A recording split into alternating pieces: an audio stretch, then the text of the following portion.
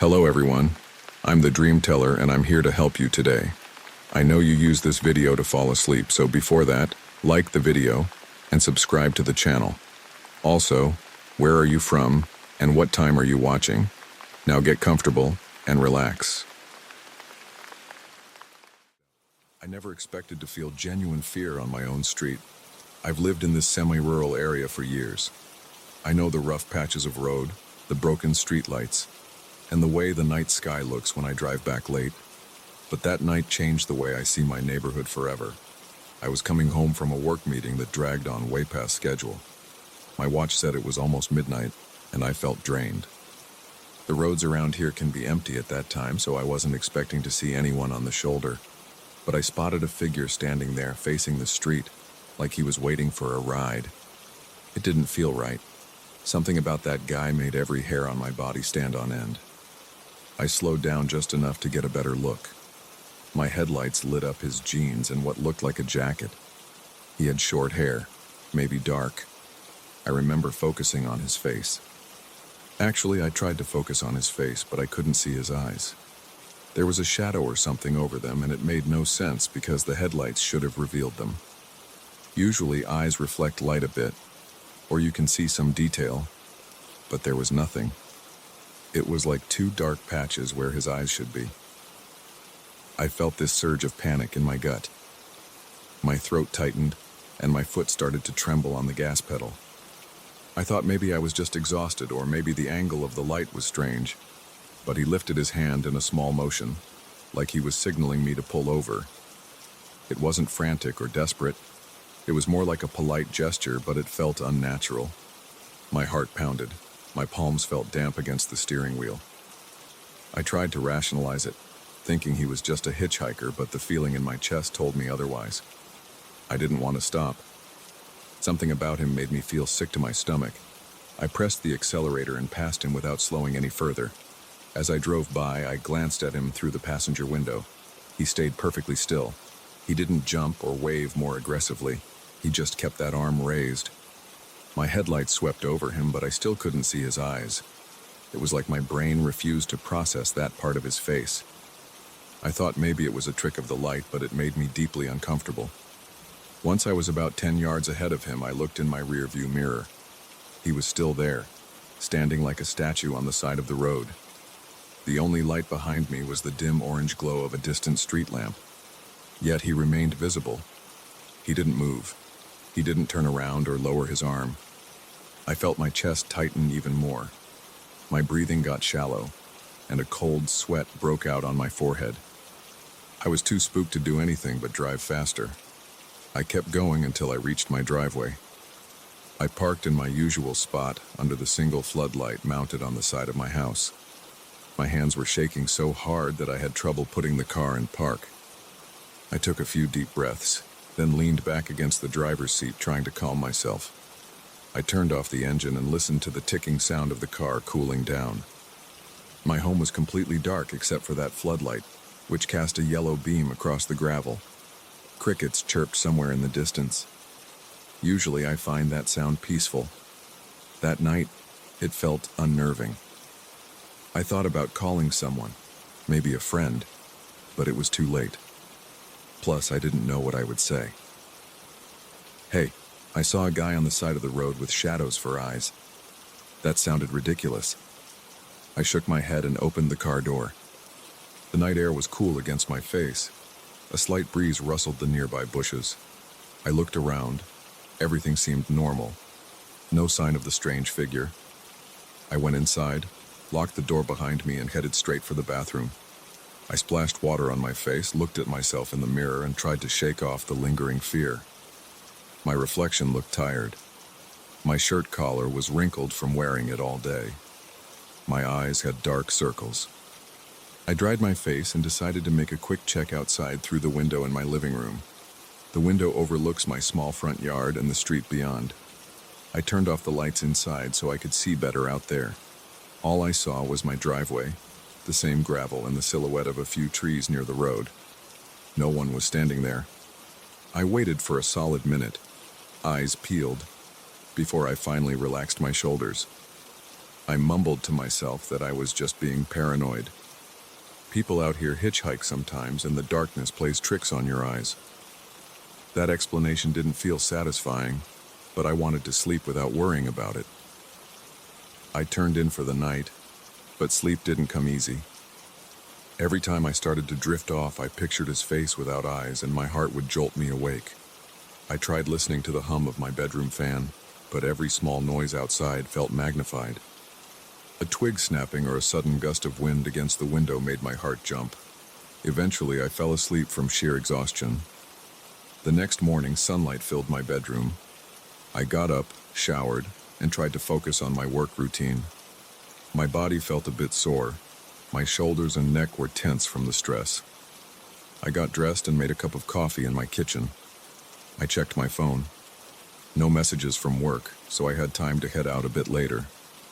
I couldn't shake the feeling from last night, so I decided I'd drive by the same spot in the daylight just to see what was there. The road leading to my place is narrow and has patches of old asphalt. On one side, there's a ditch filled with tall grass. On the other side, a few large trees. I remembered the exact spot where I saw that man. There's a bent guardrail and a broken streetlight. The morning was bright and calm. A slight breeze made the grass sway. I slowed down at the guardrail. Nothing was there. The ground looked undisturbed. No footprints that I could see. Just dirt and some scattered trash, maybe plastic bottles or wrappers. I pulled over and got out of my car, which I don't normally do in this area. There aren't many cars passing by, so it felt safe enough during the day.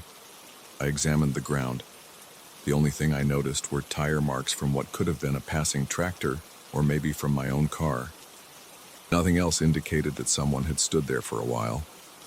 I walked a short distance, checking for any sign of footprints or cigarette butts. Sometimes, if a person waits for a while, they leave something behind. There was nothing obvious. The ditch was full of weeds and small rocks. No footprints, no broken branches. A mild breeze carried the scent of damp earth. I stood there, feeling uneasy.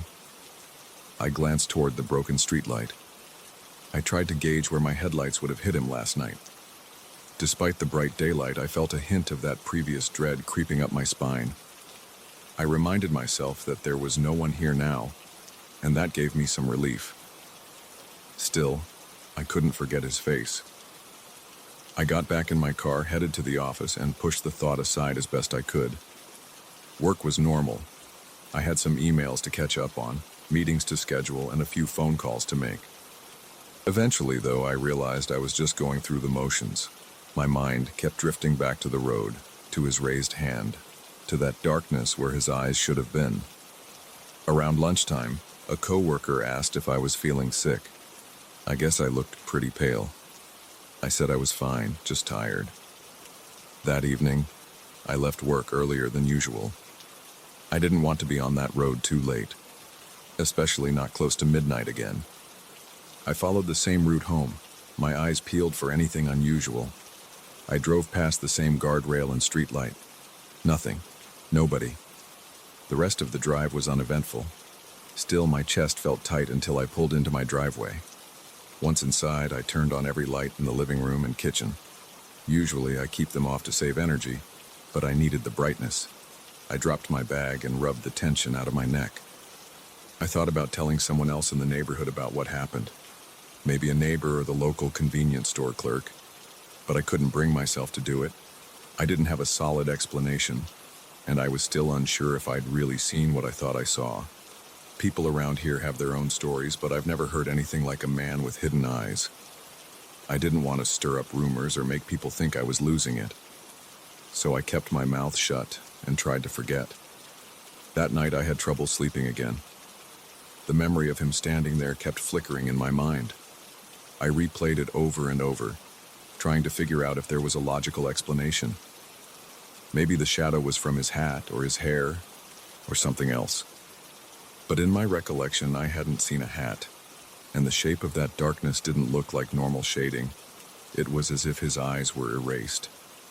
Thinking about it made my heart race, so I got up, walked to the kitchen, and got a glass of water. The cold water helped a bit. A few nights later, I had to stay late at work again. I told myself it was no big deal, that I was overreacting about one strange incident. I felt that familiar knot in my stomach when I realized I'd be passing that same spot around the same time as before. Still, I had no choice. I finished up my tasks and started the drive home. The roads were quiet. My headlights illuminated the familiar route. The night sky was clear, and I saw stars above the silhouettes of the trees. When I approached the broken streetlight and the guardrail, I slowed down just a touch. My eyes scanned the shoulder, but I didn't see anyone standing there. I felt both relieved and unsettled. I kept my speed steady and tried not to stare too long at the exact spot where I'd seen him. It occurred to me that maybe I should keep going without lingering. My heart was pounding, but I forced myself to maintain control. As soon as I passed that area, I exhaled a long breath. I felt a rush of adrenaline subside, leaving me slightly shaky. I turned on the radio, hoping some music would distract me. It helped a little, but my stomach remained knotted. I couldn't believe how much one short encounter was affecting me. By the time I pulled into my driveway, I felt physically and mentally drained. My hands trembled just like they had that first night. I went through my usual routine, locked the door, flipped on the lights, took off my shoes. Then I sat on my couch, staring at the dark TV screen. The house was silent except for the humming of the refrigerator and the faint buzz of the overhead lights. Part of me wanted to drive back out there with a camera or at least my phone recording to see if I could capture anything. But the larger part of me wanted to leave it alone and never think about it again. The next day I tried to bring it up casually with a coworker, not describing all the details, just mentioning that I saw a strange hitchhiker. My coworker shrugged. He said he sometimes sees people wandering around at night. He figured they might be drifters or locals who don't own cars. That didn't help me. The specific detail about the missing eyes was what had me on edge. I stayed silent about that part. Over the following weeks, I never saw him again, but I couldn't forget that image. On late drives, I would tense up whenever I passed the guardrail. Sometimes I'd speed up just to get it over with. Other times I'd drive slowly, scanning the area. Each time there was nothing out of the ordinary.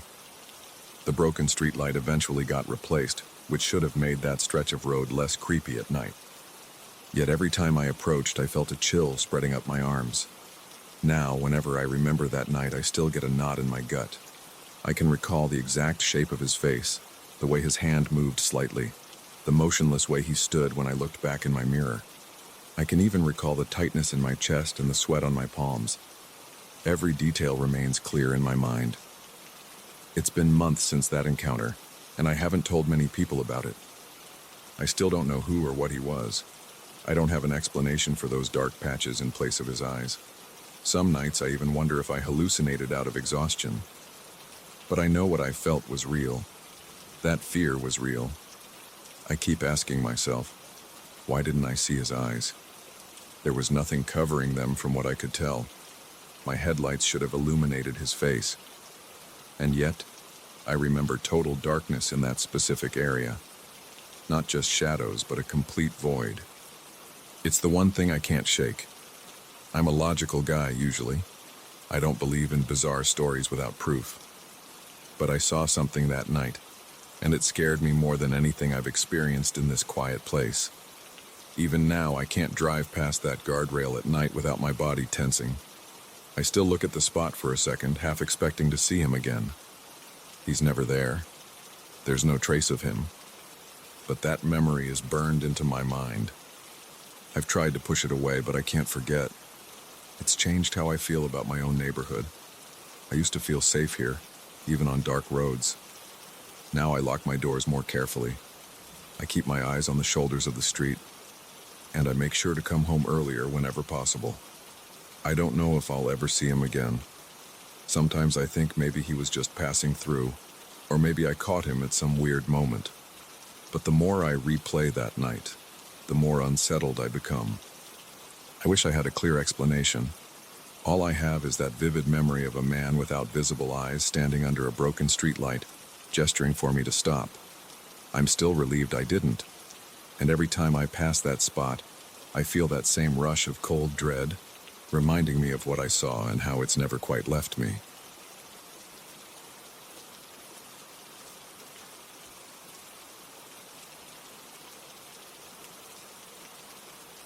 I never thought a simple run could shake me up so much.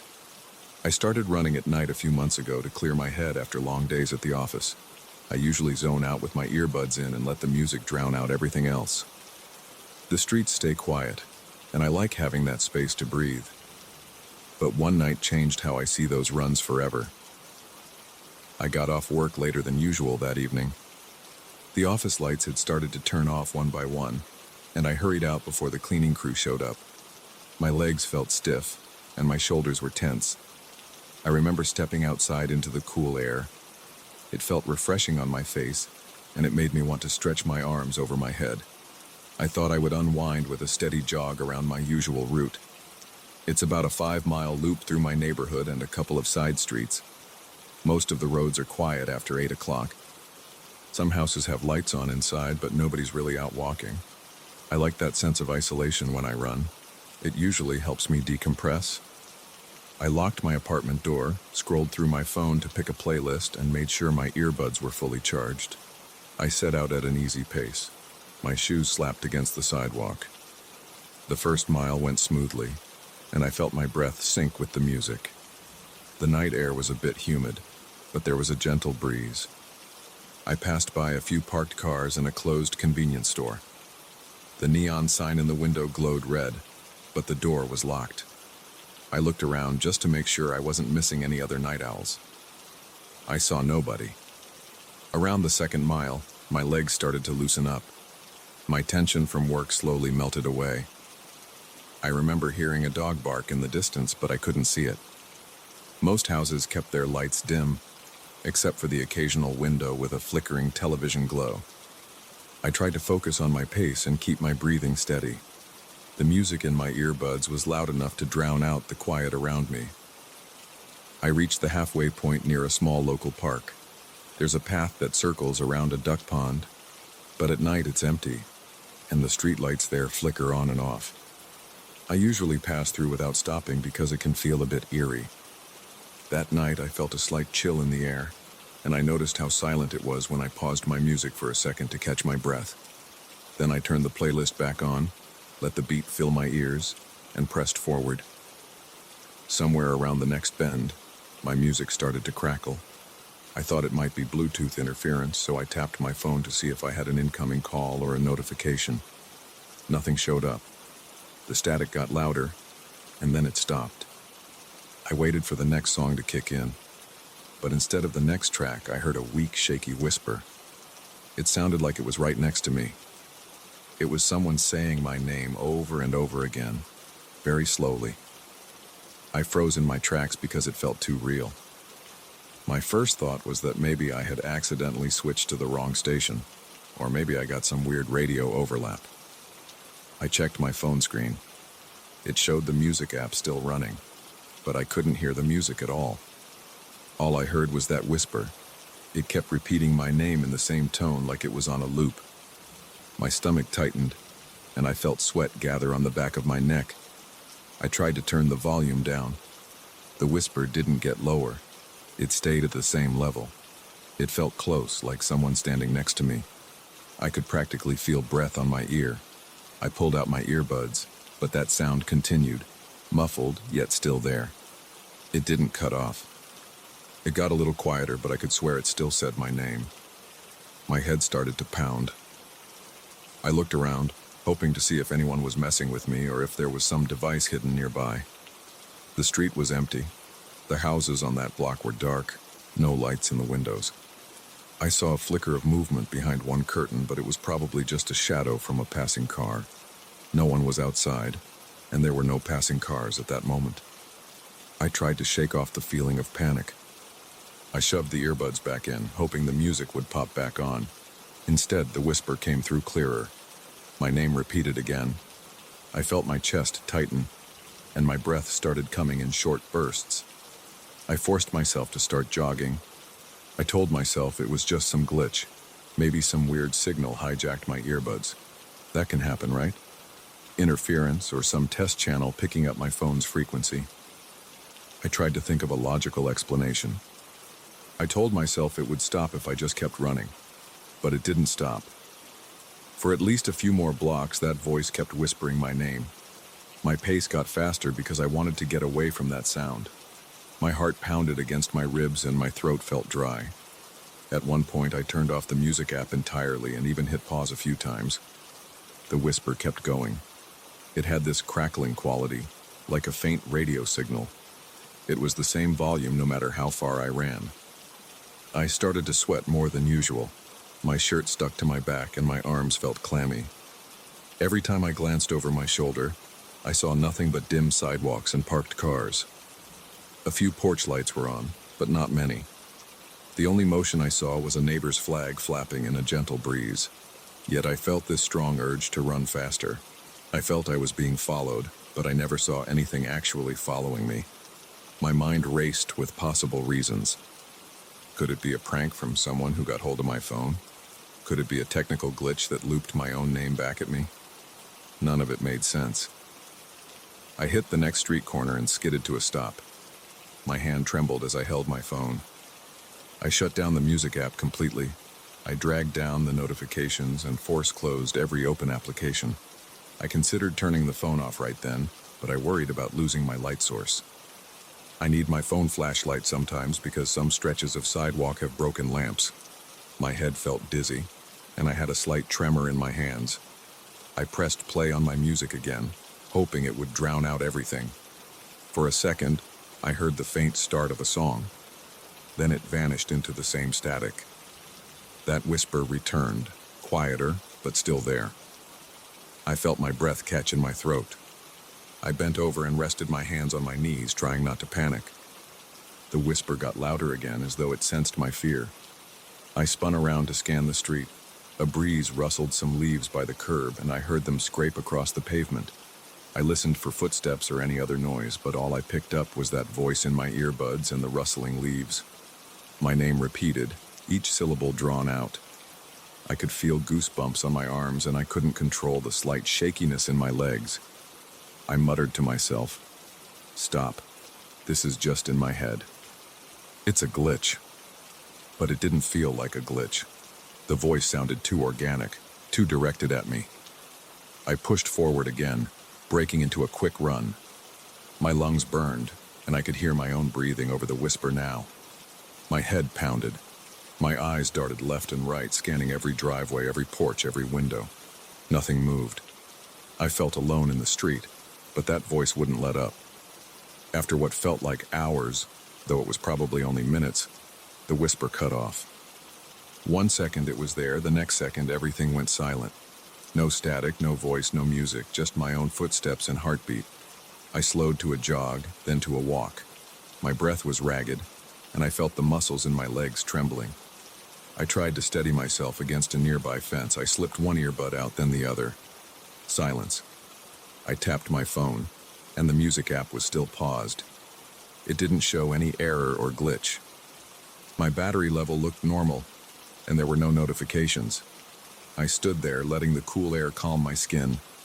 My shirt clung to me, and my chest rose and fell in fast gulps of air. I remember the faint hum of a distant air conditioner and the hum of nearby streetlights. There was no sign of the whisper. I exhaled in relief, but I felt uneasy, like I was being watched. I turned in a slow circle, expecting someone to jump out, but nobody did. I decided to head straight home. I usually finish the 5 miles, but I wasn't in the mood to keep going. My mind was racing, and I wanted to get inside, lock my door, and check every device I own. I kept the earbuds around my neck, not wanting to risk hearing that voice again. With every step, I felt my heart thud, and I had this nervous energy that made me want to sprint. I forced myself to keep a brisk walk so I wouldn't arrive home completely out of breath. When I finally got to my apartment, I slammed the door shut and double-locked it. I took off my sneakers and just stood there in the entryway. My clothes were soaked with sweat. I felt a bit nauseous. I towed my phone out of my pocket and hit the power button, turning it off entirely. I placed my earbuds on the kitchen counter. They looked harmless. Tiny pieces of plastic and silicone. I stared at them, half expecting them to start hissing or whispering. They stayed silent.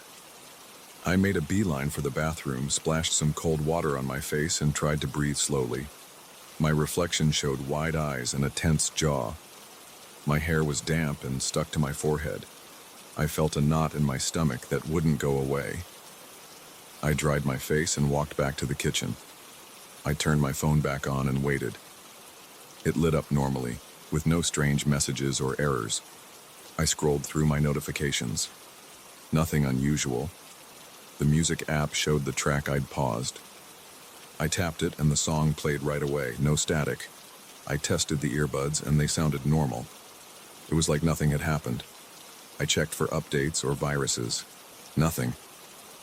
I even uninstalled the music app and reinstalled it to see if it was corrupted. Everything checked out. I sank into a chair and tried to piece it all together. My body felt exhausted, and my pulse was still racing. It was like my adrenaline had nowhere to go. I sat there, replaying every moment in my head. The sudden shift from music to static, the whisper, my name repeated again and again, the way it followed me. It didn't make any logical sense. I tried to calm myself by thinking it was some random radio interference, but the sheer clarity of that voice made my skin crawl. It didn't sound like random chatter or bits of someone else's broadcast. It was my name, over and over. Exactly the same tone each time, as if it knew me. The fact that it persisted after I turned the music off only made it worse. I shut my eyes and breathed in through my nose, out through my mouth. My apartment was quiet, except for the hum of my fridge and a drip from the kitchen faucet. Everything seemed normal again, yet my mind wouldn't let me relax. I felt a chill run down my back whenever I remembered that voice. The whisper was so distinct. I never heard anything like that before. I started to wonder if I was just too tired. Maybe my brain was playing tricks on me. Stress can do strange things. Work had been tough that week and I hadn't been sleeping well, but it felt too real.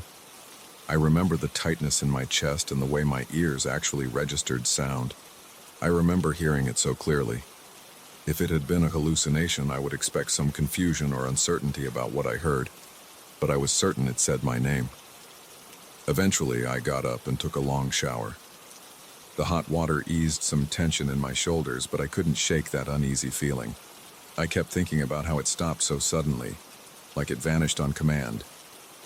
After the shower, I checked my phone one more time. Everything worked fine. I decided to go to bed and see if I felt any differently in the morning. I didn't sleep well that night.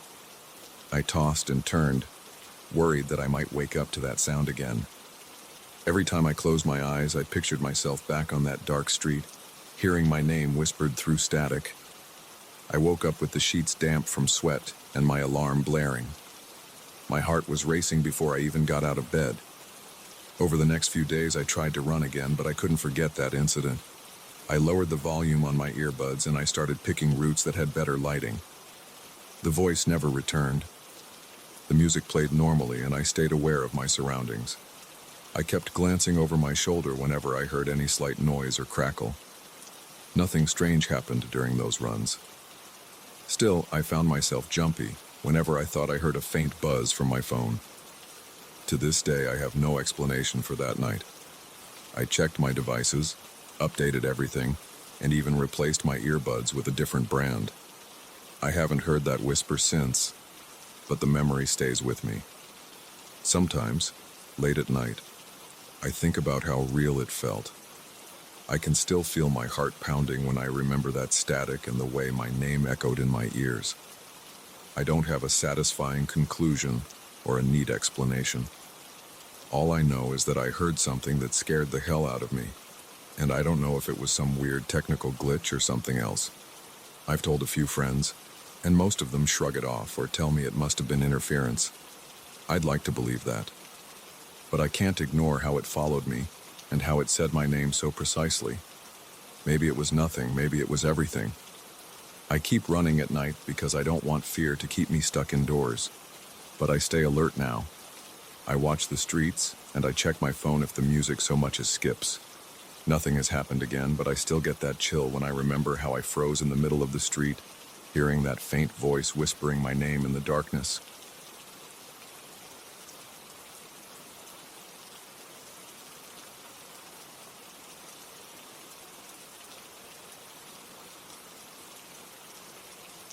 I stepped into that house with my suitcase in one hand and a cup of coffee in the other. I was tired from a long day at work, but I felt something odd as soon as I crossed the doorway. The hallway walls looked normal, the floor had no cracks, and the paint still had a decent sheen, but I sensed a kind of pressure around me that made me want to keep glancing over my shoulder. It wasn't a dramatic feeling, more like a prickling at the back of my neck that made the hair stand up. I shrugged it off, thinking I was just worn out. I needed a place close to my new job, and this house checked the right boxes. It was small, affordable, and near the office. That first night, I told myself to ignore any weird vibes. I unpacked my things and tried to settle in. I'm a straightforward guy. I'm not superstitious, and I don't like to blow things out of proportion. But a few days after I moved in, I noticed small changes around the place. At first, I thought I was just forgetful. I'd leave a book on the desk in the guest room. The next morning, I'd find it on the floor or on a different shelf. There were also times when I was sure I left the guest room window open to get some fresh air, but I would come back from work to find it shut tight. I kept thinking, did I close it without remembering? I've had long days at the office, so maybe I was spacing out. Then one night, about 2 weeks after I moved in, I was lying in bed trying to fall asleep. I heard a small click from the hallway light switch. I got up, walked over to the bedroom door, and noticed the glow under the door frame. Sure enough, the hallway light was on. I clearly remembered flipping it off before I went to bed. I always do that. I stepped into the hallway and found nothing out of the ordinary, except that the light was burning brightly. I turned it off again, went back to bed, and stayed awake another hour, feeling uneasy. My heart beat a little faster than usual, and I kept looking at the slice of darkness beneath the door, waiting for it to light up again, but it stayed dark that night. A few days after that, I got to work late because I overslept.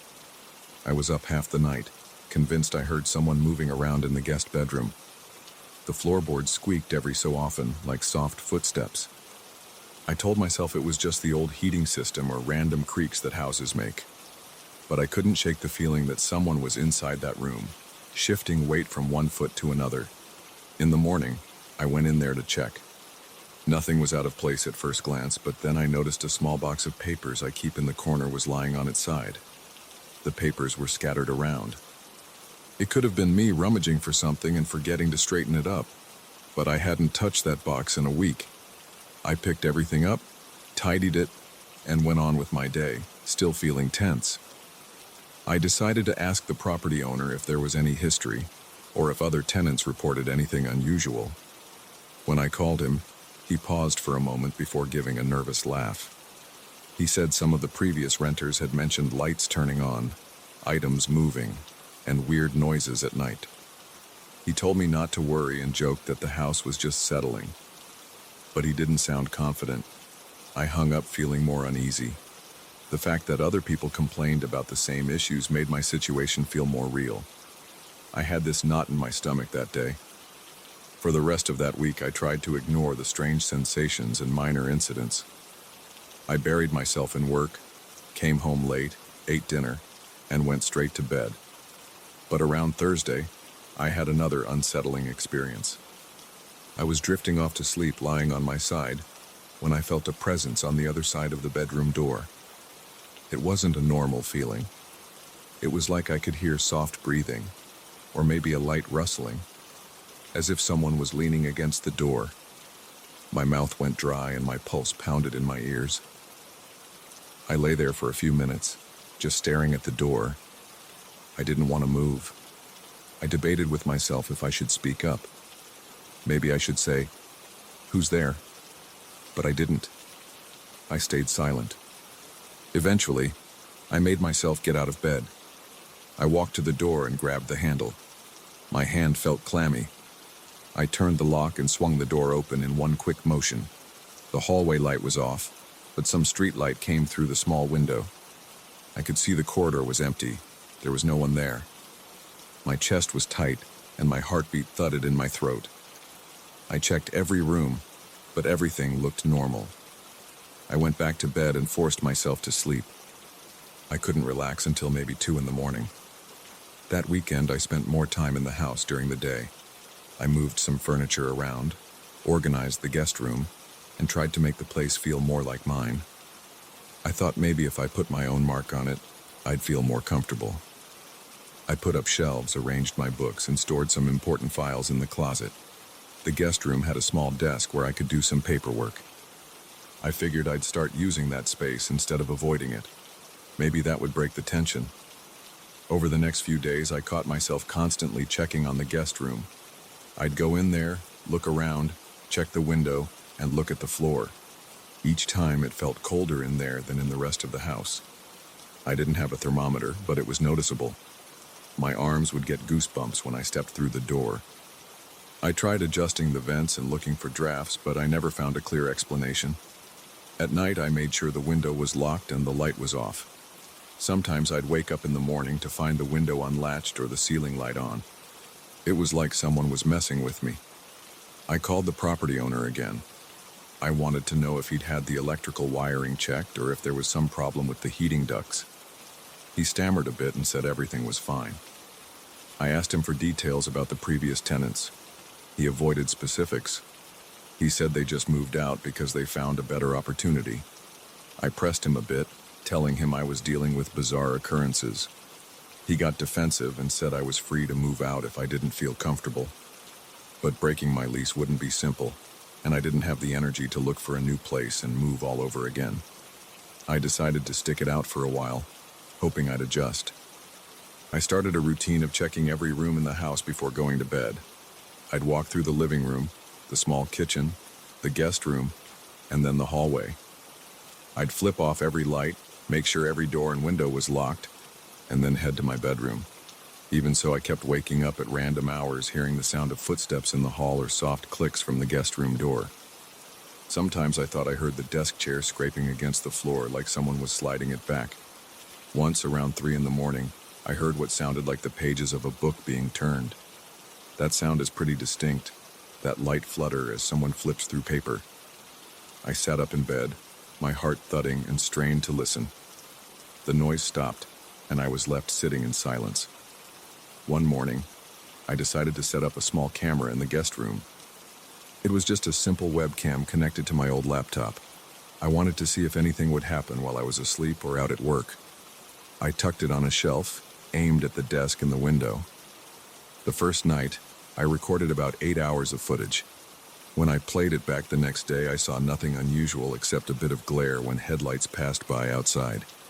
A couple of nights later, I tried again. This time, I made sure to position the camera toward the door as well. I watched the footage and fast forward. Around 2:14 a.m., I noticed the camera view shifted slightly as if someone bumped into the shelf. It was a small jerk, but enough for me to see the angle was different after that point. I didn't see any figure though, no visible person, just that sudden shift in the camera's position, and then it stayed that way for the rest of the recording. That freaked me out. I had locked the guest room door before going to bed that night. When I found the door in the morning, it was still locked. I used the same key I always use, and the knob turned normally. There was no sign of forced entry or tampering. I tried to rationalize it. Maybe the shelf was unstable. Maybe the camera just slipped. But I couldn't forget the other events. The lights, the window, the feeling of being watched. My stress level soared. I noticed my hands shook sometimes, especially at night when I did my routine checks. I started clenching my jaw in my sleep. I would wake up with a dull ache in my cheeks and temples. A couple of nights later, I woke up again around 2 in the morning. I lay there with my eyes open, staring at the dark ceiling. My ears were tuned to every little sound. Eventually, I heard quiet breathing coming from just outside my bedroom door. I waited, hoping it would go away. My chest felt tight, and my skin prickled. The breathing went on, steady and soft. I couldn't ignore it. I forced myself to get out of bed and walk toward the door. My hand was trembling as I reached for the lock.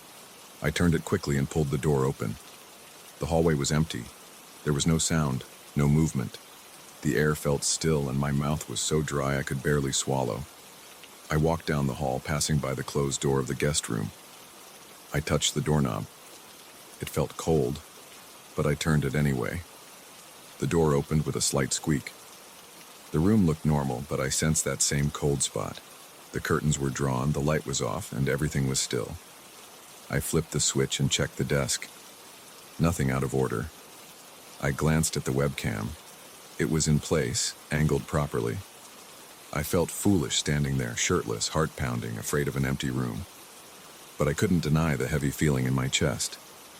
After that night, the tension escalated. I had trouble focusing at work. My boss asked if everything was okay. I said I was just tired. Back at the house, I'd find more evidence that something was interfering with my routine. One evening, I noticed the corridor light was on again, even though I was sure I left it off. Another time, I discovered my closet door in the guest room was open wide, and a few of my boxes were halfway out. It looked like someone had been going through them. No valuables were missing, but the papers inside were rearranged. Finally, I decided I couldn't keep this to myself. I invited a coworker over for dinner, explaining I wanted a second set of eyes on the house. We sat in the living room and talked for a while. I didn't go into all the strange details, just said I felt weird in the place. My coworker walked around, commented that the layout was a bit cramped but otherwise fine. Nothing jumped out as odd during the visit. We watched a movie and I felt more relaxed with someone else there. After my coworker left, though, I felt the tension again almost immediately. It was like the air got heavier as soon as I was alone. That night, I stayed up until almost midnight. The house was quiet. I listened for footsteps, breathing, or movement, but heard nothing. Eventually, I crawled into bed. I drifted off, thinking maybe the place was giving me a night off. Then, at around 3 a.m, I startled awake. My bedroom was dark, and I could barely see. But I heard a faint thump from the hallway. I tensed up and rolled onto my back, staring at the door. Another thump, closer this time. My stomach clenched. I considered calling the police, but I had no real evidence of an intruder. It was just an odd noise. I got up, opened the door slowly, and peered into the hallway. The corridor light was off, so I flipped it on. The hallway looked empty. Nothing on the floor, no signs of anything disturbed. I walked to the guest room door. It was slightly ajar, which was unusual because I always close it fully. I pushed it open. That cold air hit me again, making me shiver. The lamp on the desk was on, shining a dull glow across the small room. I had turned that lamp off earlier, right before going to bed. My breathing got shallow. I walked over and pulled the chain on the lamp, turning it off. I wanted to shout, to demand that whoever was doing this show themselves, but I knew that was pointless. There was nobody there. I stood in the dark for a few seconds, my eyes adjusting. I heard my own heartbeat in my ears. The place smelled stale, like dust and old paper. I turned around and walked out of the guest room, leaving the door open. I hurried back to my bedroom and locked the door. I lay awake until dawn, staring at the shadows on the ceiling. After that, I knew I couldn't keep living this way for long. The house was wearing me down. The incidents didn't stop. There was no big dramatic event, but the little things added up. Lights flicked on in empty rooms. Windows opened or closed on their own. Papers shifted. Drawers were found half open. Some nights, I heard that soft breathing outside my door. Other times, I heard muffled movement in the guest room. I started sleeping with a small bat by my bed, but I never found anyone to use it on. I haven't moved out yet, but I've decided to keep looking for a new place. I'm going to break my lease no matter the cost. I can't stand the constant edge of anxiety. I feel drained all the time. The landlord keeps dodging my questions about the house's past, and I don't feel safe here. It's not that I think something's going to hurt me, but I can't handle the idea that I'm not alone, even though no one shows up when I look. Living with that kind of uncertainty tears you up inside. Every night I brace myself for some new sign that I'm being watched or followed. Every day I see little hints that something is off. Tomorrow I'm going to pack some bags and stay at a coworker's place for a while. I don't care if it's inconvenient. I need sleep. I need to stop feeling like my heart's about to jump out of my chest every time the floor creaks. I plan to talk to the landlord face to face in the morning, get him to release me from this lease, and then I'll move out as soon as possible. I can't prove what's happening here. I don't have any clear footage of a person or any real evidence that can explain these events, but I know it's real because I've experienced it. That's the entire story. I wish I had some neat ending or a rational explanation. I don't. This house just isn't right for me, and I'm done trying to make it work. I'm out of options. I'm leaving.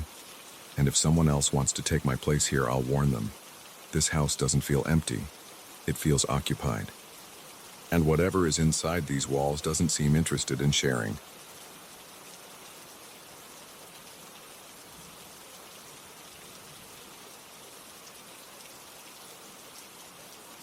I felt my handlebars jerk to the side and my rear tire skidded on loose gravel. My stomach jumped, and I squeezed the brakes. Nothing stopped the slide. My right knee hit the curb, and everything else blurred. When I came to a halt, my bike lay on its side, and I was on my back in the dirt. My helmet visor was smeared with dust. My ears buzzed with the leftover noise of the impact. My chest felt tight. I checked my arms and legs. My knee pulsed with hot pain. I could move my toes, so I knew I wasn't paralyzed, but that didn't comfort me much. I propped myself on my elbows to see what happened. My motorcycle was about 10 feet away, half on the road and half in the dirt near a vacant lot. I saw my jacket was ripped at the shoulder. My palms were scraped. There was a sharp, throbbing ache in my knee. I tried to bend my leg. It bent, but it hurt so bad that I hissed through my teeth. My mouth was so dry I could hardly swallow. I forced myself to stand leaning on my left leg. My right leg felt shaky and weak. I let out a small groan when I put a bit of weight on that side. My bike was still running, though the engine sputtered in a strange way.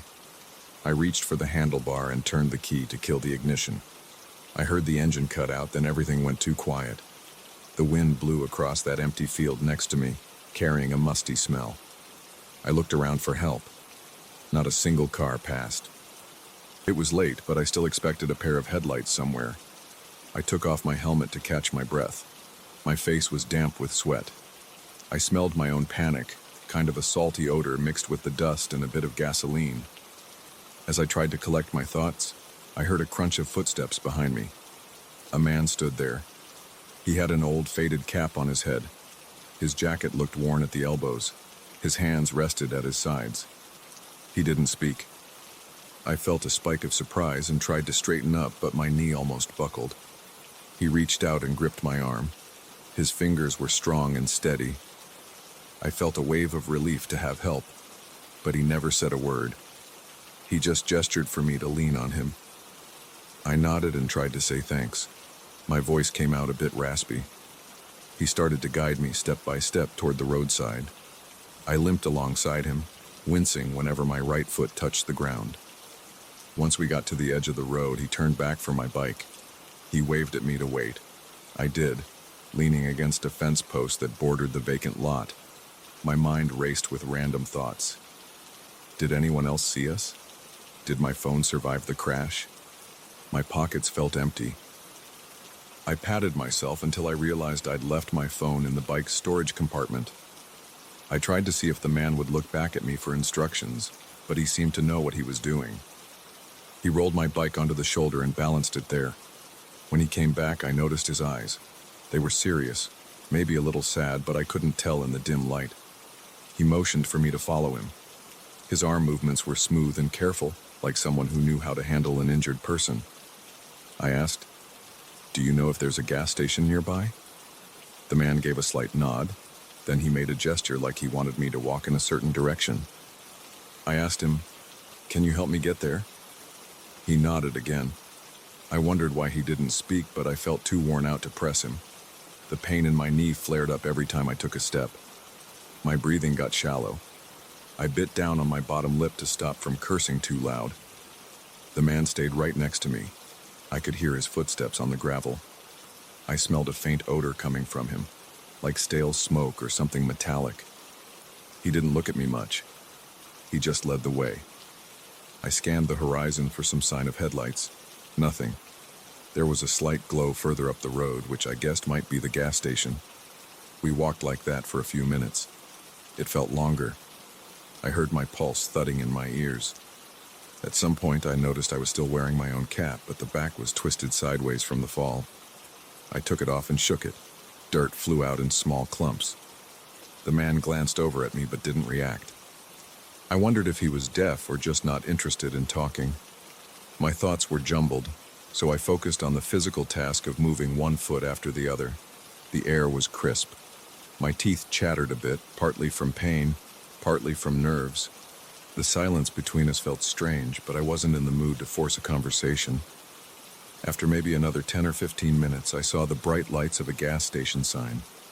It stood on the corner where the highway curved. The man waved his hand toward it. I nodded and said, "Thanks, man. I really appreciate it." He dipped his head in a small nod. I took a few more steps forward, and I planned to turn around and ask if he could help me call someone. But when I turned, I didn't see him. I spun a bit too fast and felt my knee scream in protest. I gasped and stopped in my tracks. The man was gone. I tried to peer into the darkness behind me. There was only the vague outline of some weeds near the vacant lot. No other movement, no footsteps fading away. I listened for the sound of gravel shifting under shoes. I heard nothing but the wind. I stood there, breathing hard and shaking. My mind raced with questions. Had he moved that fast? Did he slip behind some fence? I tried to call out, but my voice didn't carry very far. I just let out a long exhale and limped the rest of the way to the station. When I got there, the bright fluorescent lights stung my eyes. The inside of the station looked empty except for a bored attendant by the counter. I pushed the door open.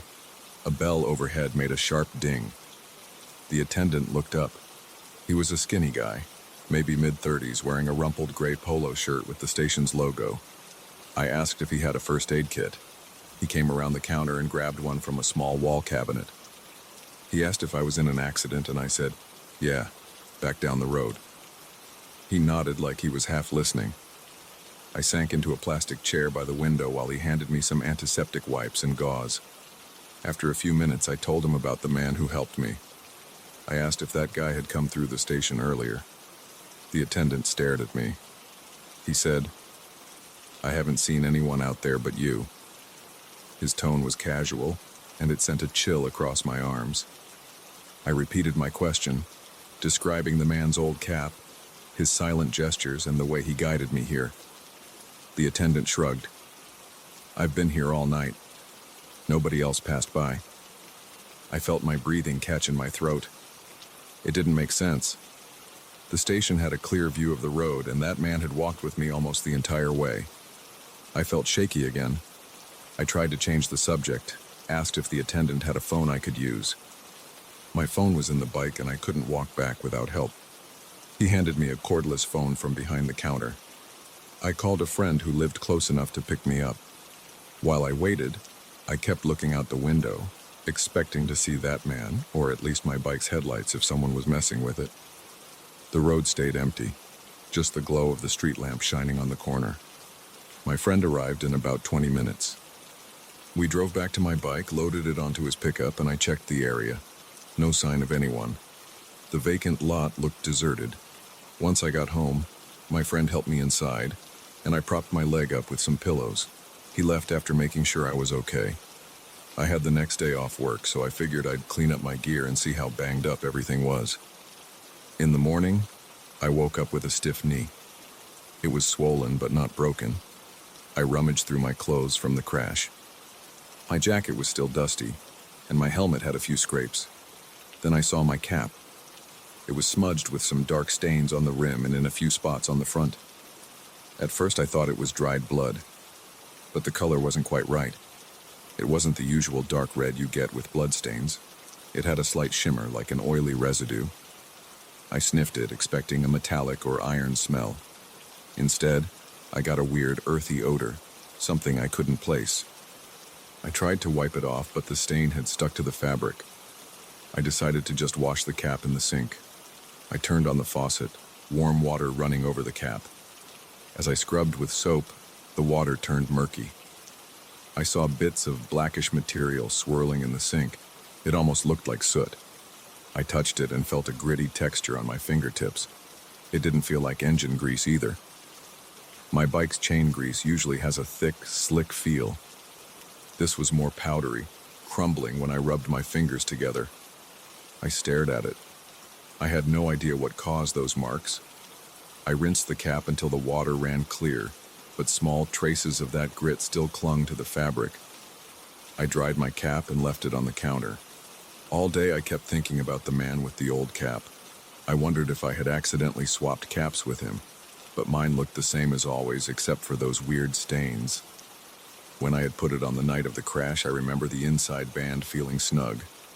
That detail matched the cap in my kitchen. It had the same small tear at the back seam, so it was definitely mine. But that meant I had no explanation for the stains. I also couldn't figure out how my cap got that dirty in just that short crash. My jacket and pants had normal scuffs and a little grease from the bike, but not this odd residue. I replayed the accident in my head. I remembered the moment I flipped over the handlebars, my knee hitting the curb.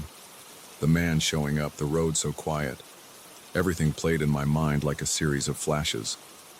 I asked myself if I had imagined him, but my bike was moved, and I couldn't have done that by myself. I could barely stand without his help. I wondered if maybe he was some local guy who didn't want to stick around or talk. But then the station attendant's reaction came back to me. He was certain nobody else passed by. I checked my knee. It was bandaged up. The bruise covered a wide area, and it hurt whenever I pressed it. That was real. The cuts on my palms felt raw too. Also real. I poured a glass of water and stared at my cap on the counter. The silence in my apartment made me feel anxious. I looked out the window. Cars passed outside. Some beeped. I turned on the TV for noise, but I couldn't focus on anything. My mind drifted back to that man's face, his eyes, the old cap, and the quiet way he helped me. I kept telling myself there must be a straightforward reason for what happened. But in the end, I couldn't find one. He disappeared so fast. I didn't hear a single footstep. The attendant should have spotted him, and there was no sign of him on the road when I went back with my friend. All I had was that weird dust or whatever it was on my cap. I ended up visiting the crash site a few days later. My knee was still sore, so I wore a brace. I parked my friend's pickup on the shoulder where my bike went down. I saw the skid marks, a patch of scuffed asphalt. The curb had a fresh scrape, probably from my knee or my bike's foot peg. I checked around for footprints or a spot where someone might have stood. I saw some flattened grass. It might have been from me landing there, or maybe from the man's shoes. The vacant lot looked the same as that night. Dry weeds, patches of dirt, some broken glass. No footprints stood out to me.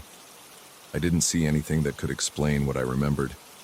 I walked around a bit, though it hurt to do so. The wind blew through the grass, making a rustling sound. The noise felt oddly tense to me. I imagined that man appearing again, but he didn't. I looked up and down the road. Some cars passed on the highway now. Nobody stopped. I had enough, so I got back in the truck and headed home. Since then, I've tried to move on from that night.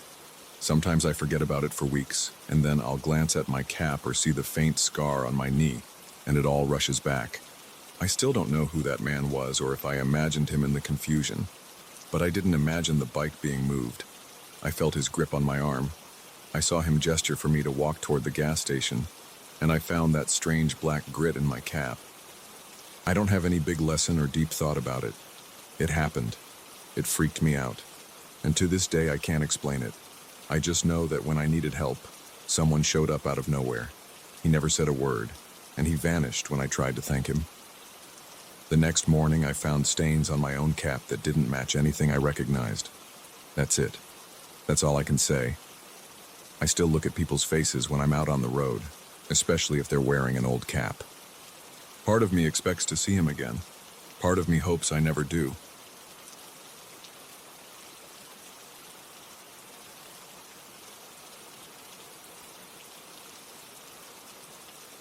I never thought I would lose my composure on a simple nighttime walk. I've been circling that lake for months without any trouble. I enjoy going after 10 at night because the place is usually empty.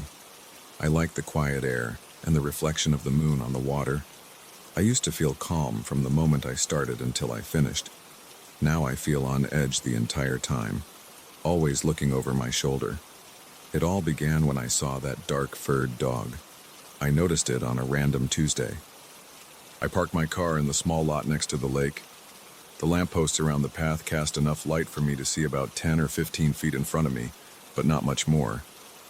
The moonlight helped, though it wasn't full or especially bright. The night air felt cool, and I remember adjusting my windbreaker before starting to walk. The first lap was calm. I passed one elderly man who seemed lost in thought. I waved at him, and he nodded once without speaking. A couple sat on a bench near the entrance, chatting. I recall hearing a soft murmur of their conversation and the scraping sound of their shoes against the gravel. Then I noticed the dog. It stood near the edge of the path, not too far from some bushes. The creature looked still, like it was watching something. At first, I didn't realize it was watching me. Its eyes had this yellow sheen under the lamppost. I glanced over, but it didn't move. I kept walking. It's not unusual to see stray dogs around. There are a few in the neighborhood, though most have collars. Sometimes they roam around hoping to find scraps. I didn't want to make a big deal out of it. But when I took another look over my shoulder, the dog was on the path behind me a few yards away. I slowed down for a second. It slowed down too. I sped up. It kept pace. It didn't charge or growl. It just stayed behind me at the same distance. I couldn't hear any distinct breathing or panting. In fact, the dog was impressively quiet. The only clue was its silhouette moving in the corner of my vision whenever I glanced back. When I stopped to stretch near a bench, the dog stopped as well. I turned around and faced it. The lamppost light hit its eyes again. They looked bright, but not in a normal reflection kind of way. They seemed more intense, but I tried not to dwell on that. I spoke in a calm voice. "Hey, buddy. You lost or something?" The dog didn't react. No bark, no wag, no tilt of the head. It just stood there. I tried approaching it carefully. I took 2 steps forward, holding out my hand, and it stepped back, lowering its head but not looking away. That gave me a little chill because I realized it was fixating on me, but not in the usual timid way dogs do. It felt more like it was studying me. I decided to ignore it for the time being and continued walking. It followed. I tried to stay calm. I thought maybe it was hungry or curious. Halfway around the loop, I encountered a maintenance worker. He was pushing a small cart with cleaning supplies, probably checking trash cans. I pointed toward the dog. "Hey, do you know if that dog belongs to anyone around here?" The maintenance guy looked over my shoulder, squinted and shook his head. "Haven't seen it before," he said, then returned to his duties. The dog stayed behind me for the rest of my second lap. After a while, I got a bit nervous. Something about those eyes bothered me, and I didn't like the way it matched my pace. It never once tried to come closer. It also never turned away. I heard crickets, faint traffic noise from the nearby street, and my own footsteps on the gravel. The dog's footsteps were barely audible, like it was treading lightly. When I finished the second lap, I thought about checking if it had a collar. I slowed down until I almost stopped. It stopped too, still maintaining that distance. I took a few deep breaths, trying to steady my nerves. My heart was beating faster than normal, and I could feel the blood pulsing in my neck. I spoke louder this time. "Come here, buddy. I won't hurt you. Come on." I crouched down and patted my leg, like people do when calling a dog. It inched back a bit. I took 1 step forward, and it bolted off the path and into the darker area near a patch of trees. I lost sight of it for a moment. I scanned the area, squinting. The bushes near the water shook slightly, but I couldn't see any movement beyond that. The dog seemed to vanish. I walked toward the bushes, calling out, "Hey, come on. I just want to check if you're all right." No sound came back. I walked around the nearest trees, not straying too far from the path because it was easy to lose footing in the shadows. I expected to see it lurking or running away, but there was nothing. No rustling, no sign of paw prints, nothing at all. I felt a wave of unease tighten my stomach. My hands felt clammy, and the hairs on my arms stood up. I told myself the dog must have slipped through a gap in the fence or found some hiding spot. I tried not to let my imagination run wild. It was just a stray dog, after all. But the sudden disappearance unnerved me. I continued my walk for a third lap, mostly to convince myself I wasn't spooked. Each step felt heavier than usual. I kept glancing around, searching for movement. A small breeze rustled the leaves, and once in a while, a passing car's headlights sliced across the water.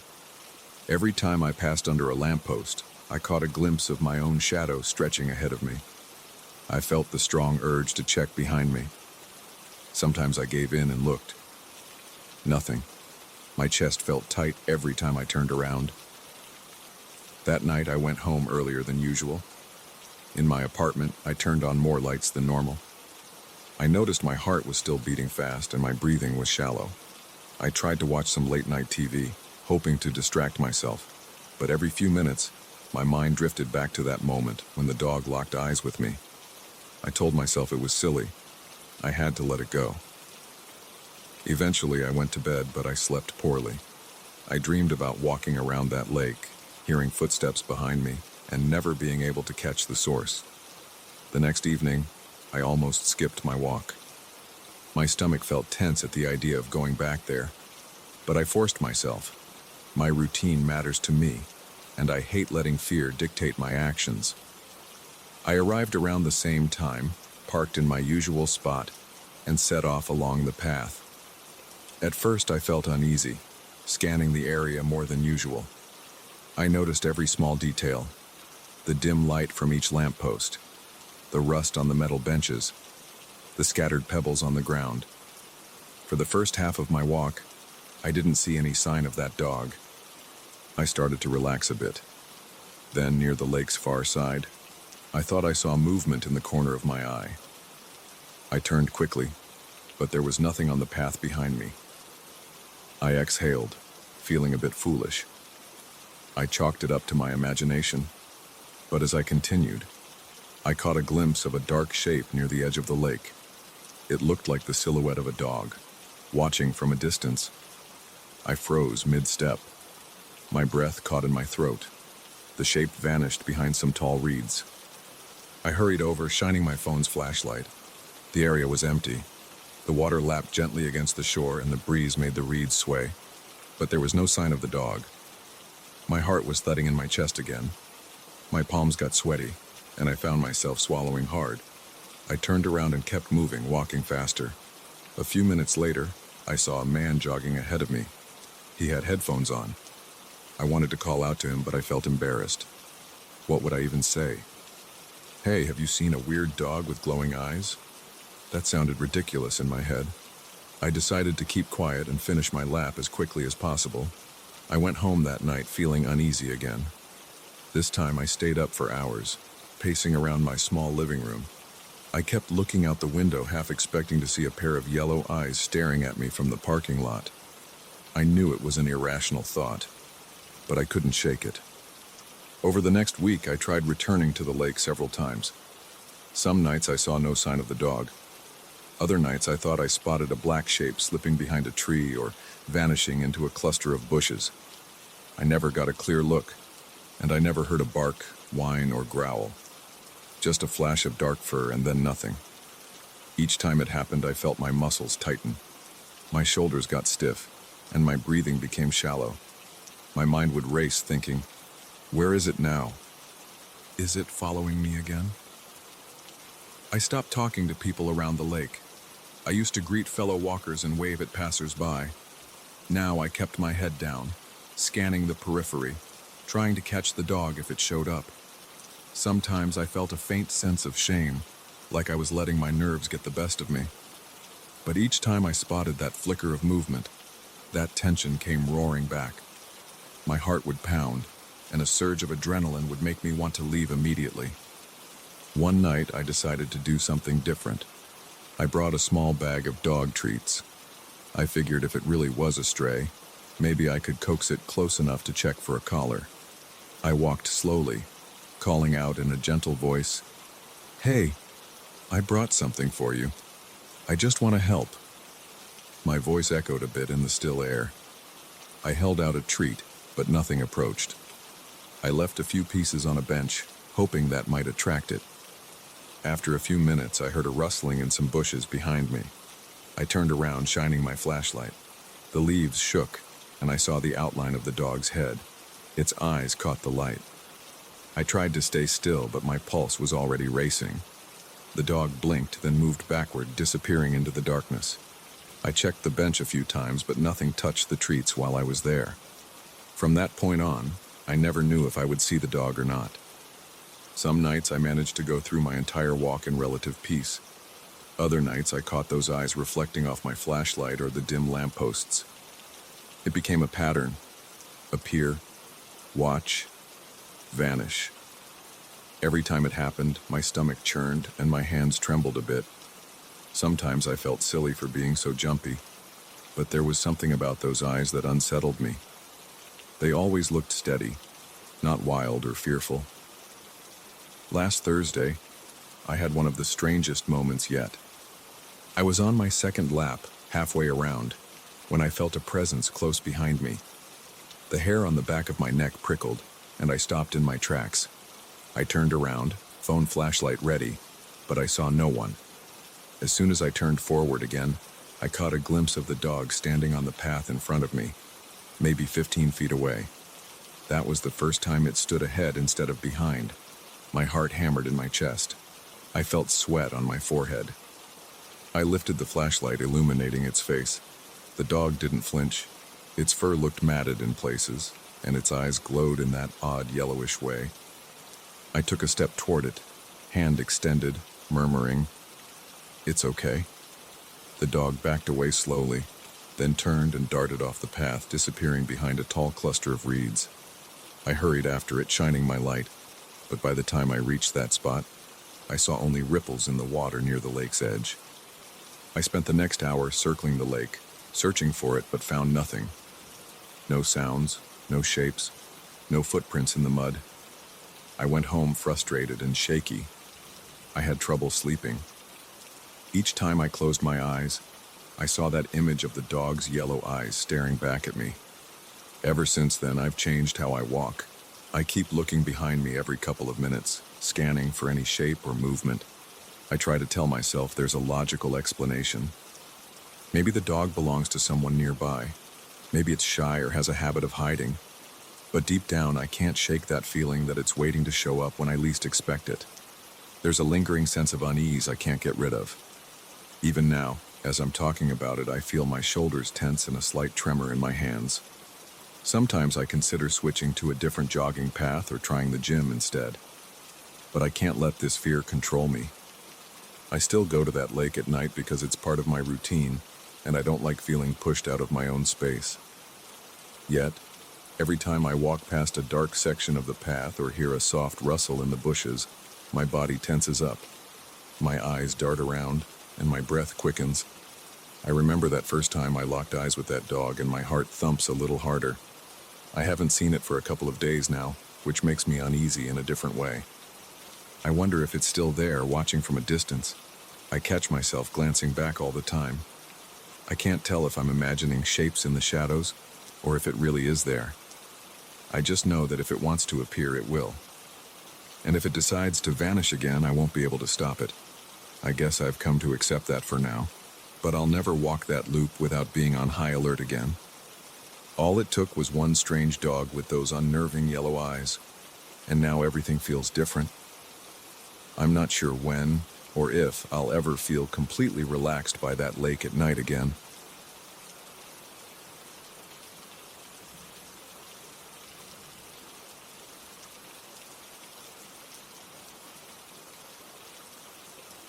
I wasn't prepared for the feeling I got when I walked into that building on my first day. It wasn't just the dim lights in the lobby or the echo of my footsteps against the empty walls.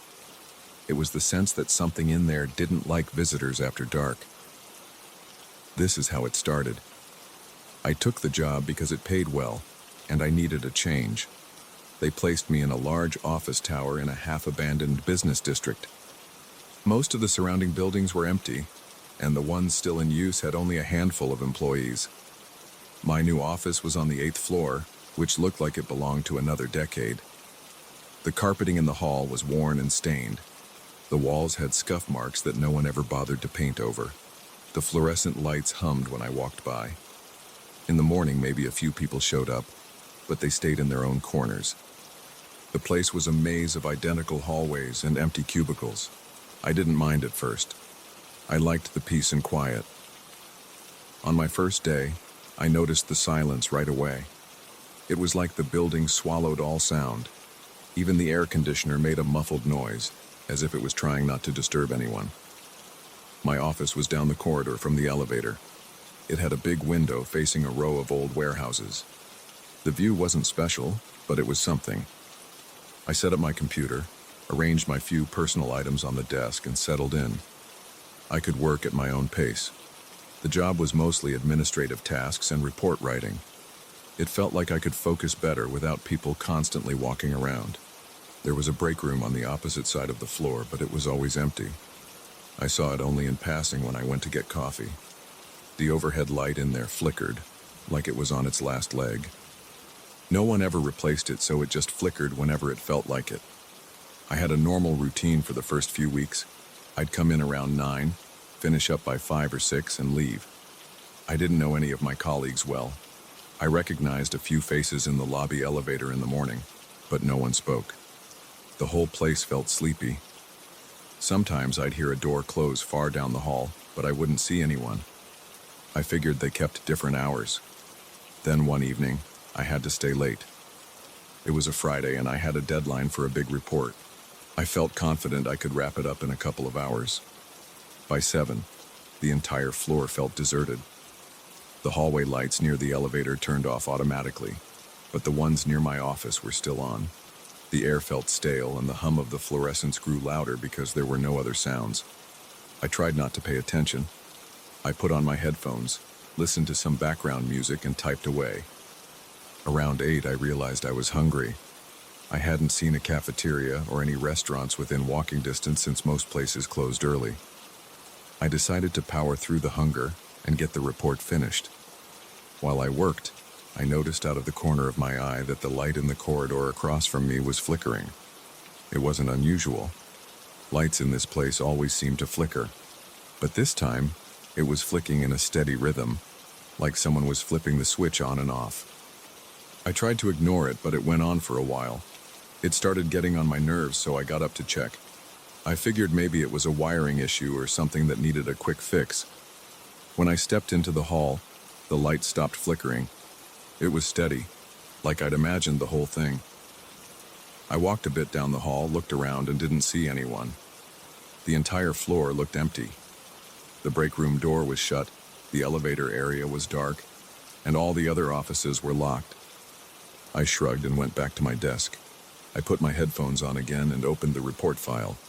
I was about to type when the sound in my headphones cranked up to maximum volume without warning. The sudden blast of noise shot adrenaline through my body.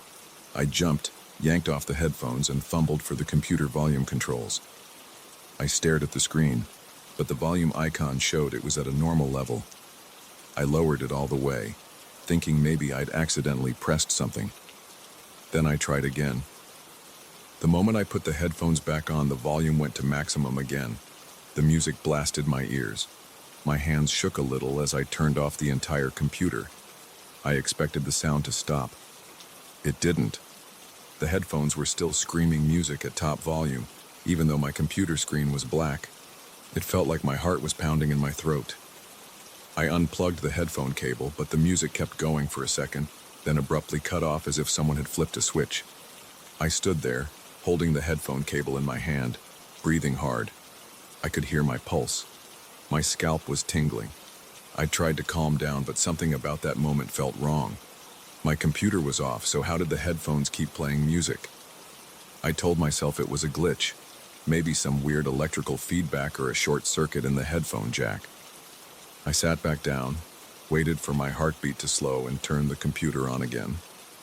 Everything loaded normally. I tested the volume. It seemed fine, but my nerves were shot. I couldn't concentrate on the report. My eyes kept wandering to the time in the corner of the screen. It was almost 9. The building was dark outside my office. I had this urge to leave, but I still had work to do. I ended up forcing myself to finish one more section of the report. My leg bounced up and down under the desk. Every tiny noise made me jump. The air conditioner switched on, and I felt my chest tighten. My eyes darted to the hallway, expecting to see the lights flickering. They stayed steady. I tried to shake off the panic. I finished typing, saved my work, and packed up to go home. As I headed for the elevator, the corridor light began flickering again. This time, I didn't look back. I pressed the elevator button, but it took forever to arrive. I stood there in the dark, gripping my bag, glancing over my shoulder. My skin felt cold, and my mouth went dry. Finally, the elevator arrived. I stepped in, pressed the button for the lobby, and watched the door close. I felt a jolt in my stomach as the elevator descended, and the moment I hit the ground floor, I rushed out to the parking lot. There were only a few cars left. It was quiet. I got into my car and left. That night, I didn't sleep well. My mind kept replaying the incident with the headphones. I tried to explain it away. Maybe my computer software malfunctioned. Maybe there was some automatic volume booster that I had turned on by accident. But it bothered me enough that I dreaded going back to work on Monday. The weekend passed slowly. I told a friend about it, but I left out some details. I didn't want to sound paranoid. He thought it was just a hardware glitch or some electrical surge in an old building. I decided that must be the case. When Monday came, I went in at my usual time. The building felt the same in the morning as it always did. Quiet, a little sad, mostly empty. I felt silly for being so nervous. I went through the day without any issues. I didn't stay late. The same thing happened the following days. Everything was fine if I left before 7. I still noticed the flickering lights sometimes, but I didn't pay much attention to them. I did my job and went home. A week later, I got stuck with another late assignment. I told myself I'd work faster so I could leave by 6, but the tasks piled up and I lost track of time. By the time I checked the clock, it was 7:30. I felt a lump in my throat. I tried to ignore it. The floor was empty again. The cleaning staff never came up that high, at least not that I'd ever seen. The hallway was silent. I got the same uneasy feeling in my stomach. My hands felt sweaty on the keyboard. I remembered the headphone incident and decided not to use them this time. I played some low music through the computer's speakers while I worked. I hoped it would keep me relaxed. Around 8:15, I heard a door slam somewhere on the floor. It echoed down the hallway. I jerked upright in my chair. I listened for footsteps, but I heard nothing. The building's temperature felt colder than usual, like the air conditioner was cranked up too high. I stood up and peeked out of my office. The corridor light was on, but the far end was dark. I didn't see anyone. My mouth felt dry. I decided to check if maybe a coworker was still around. I walked down the hallway, my shoes making a dull thud on the old carpet. The break room door was open, but the room was dark inside. I flipped the light switch. Nothing happened. The bulb must have burned out completely. I turned away, but as I stepped back into the corridor, I heard a faint rustling sound behind me. It sounded like a plastic bag moving across the floor. I froze, then slowly turned around. The break room was empty. I couldn't see any trash on the floor. My heart sped up. I could feel my pulse in my neck. I backed away and headed toward my office. I decided enough was enough. I saved my work. I packed up. I started walking toward the elevator. As I reached for the elevator button, I heard the same rhythmic flickering of the lights behind me. The pulses were slower this time, almost deliberate. My scalp tingled. The elevator doors didn't open quickly enough. I tapped my foot, breathing fast. When the doors finally slid open, I rushed inside and hit the button for the lobby. The doors shut, and I watched the floor number indicators count down. When I reached the lobby, I almost ran across the empty reception area to the parking lot. My eyes stung from staring at my screen all day, and my head pounded. I just wanted to get home. Over the next few days, I tried to avoid staying late, but my workload didn't let up. I kept noticing that as the clock approached 7:30 or 8 Maui, the building's atmosphere changed. The air felt heavier. The lights flickered more often. The entire place got colder, like the ventilation system was set to a lower temperature at night. I never saw anyone else working late. I never saw the cleaning crew. I started having dreams about the flickering lights. In those dreams, I'd be in the hallway and the lights would flicker faster and faster, then explode in a flash. I'd wake up covered in sweat, my heart pounding, confused about where I was. 2 weeks ago, I had my worst late night. I was behind on a project, so I stayed until nearly 10. I felt on edge the whole time. Every time I heard a small sound, like the building settling or the elevator mechanism, I'd tense up. My shoulders ached from stress. I got up around 9:30 to stretch. I walked slowly down the corridor, telling myself to calm down. When I passed the break room, the door was wide open. The overhead light in there flickered like it always did, but this time I swore I saw a shape by the counter. It was just a quick glimpse, but I jumped. My heart thumped so loudly I could hear it in my ears. I snapped my head back for a better look, but the room was empty. The door creaked as it swung slightly. I didn't move any closer. My skin crawled. My breathing grew fast. I hurried back to my office and tried to collect my things as quickly as I could. I logged off my computer, grabbed my coat, and headed for the elevator. The corridor felt longer than usual. My feet felt heavy. I kept looking behind me, expecting to see something or someone following me. When I got to the elevator, the panel read that it was on the first floor. I pressed the button, and it started coming up. It took a while. I tapped my fingers against my leg, my throat dry. The flickering started again. At first, it was the light near the break room, then the one near the far corner office. Each section of the corridor turned off and on, one after the other, as if someone was walking along flipping switches. I heard a buzzing sound from the overhead fixtures. My skin broke out in goosebumps. The elevator finally arrived. As soon as the doors opened, I scrambled inside and pressed the lobby button. The doors closed and I felt the cabin jolt downward. I stared at the ceiling. My reflection on the metal door looked nervous, pale. I tried to breathe normally, but my heart didn't slow down until I was already in my car, leaving the parking lot. Since then, I haven't stayed later than 6. I rearranged my schedule to come in early so I can leave on time. I've had a few close calls with deadlines, but I can't bring myself to stay past sunset. Sometimes around 5:30, I start getting jittery. I keep glancing at the time, recalling that moment when my headphones blasted music, or that second when the hallway lights flickered in a steady rhythm. No one else mentions anything weird about this building, but I rarely see my coworkers for more than a few minutes anyway. If I have to send an important file, I do it from home or from a coffee shop. I'm not comfortable in that place after dark.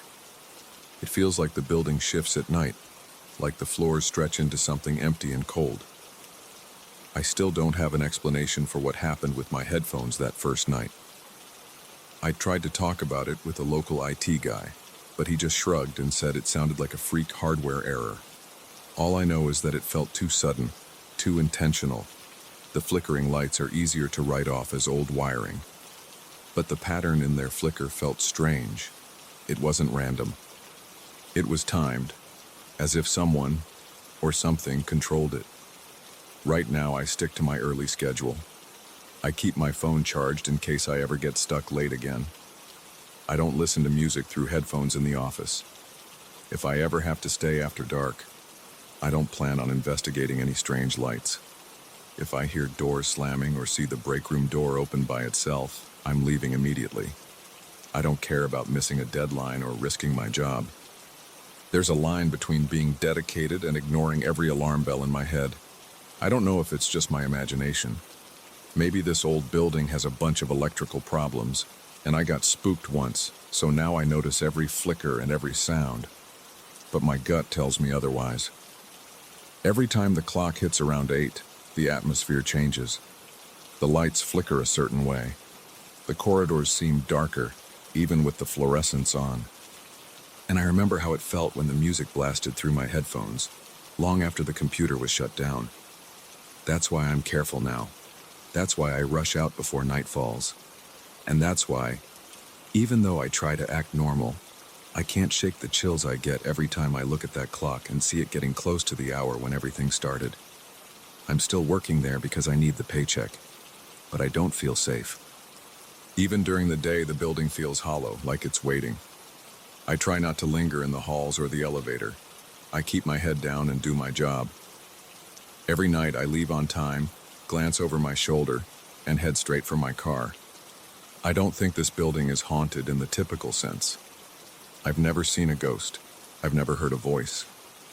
But whatever is behind the flickering lights and the sudden noise in my headphones is enough to keep me on edge. I can't forget that night, and I don't want to repeat it. So I keep my distance.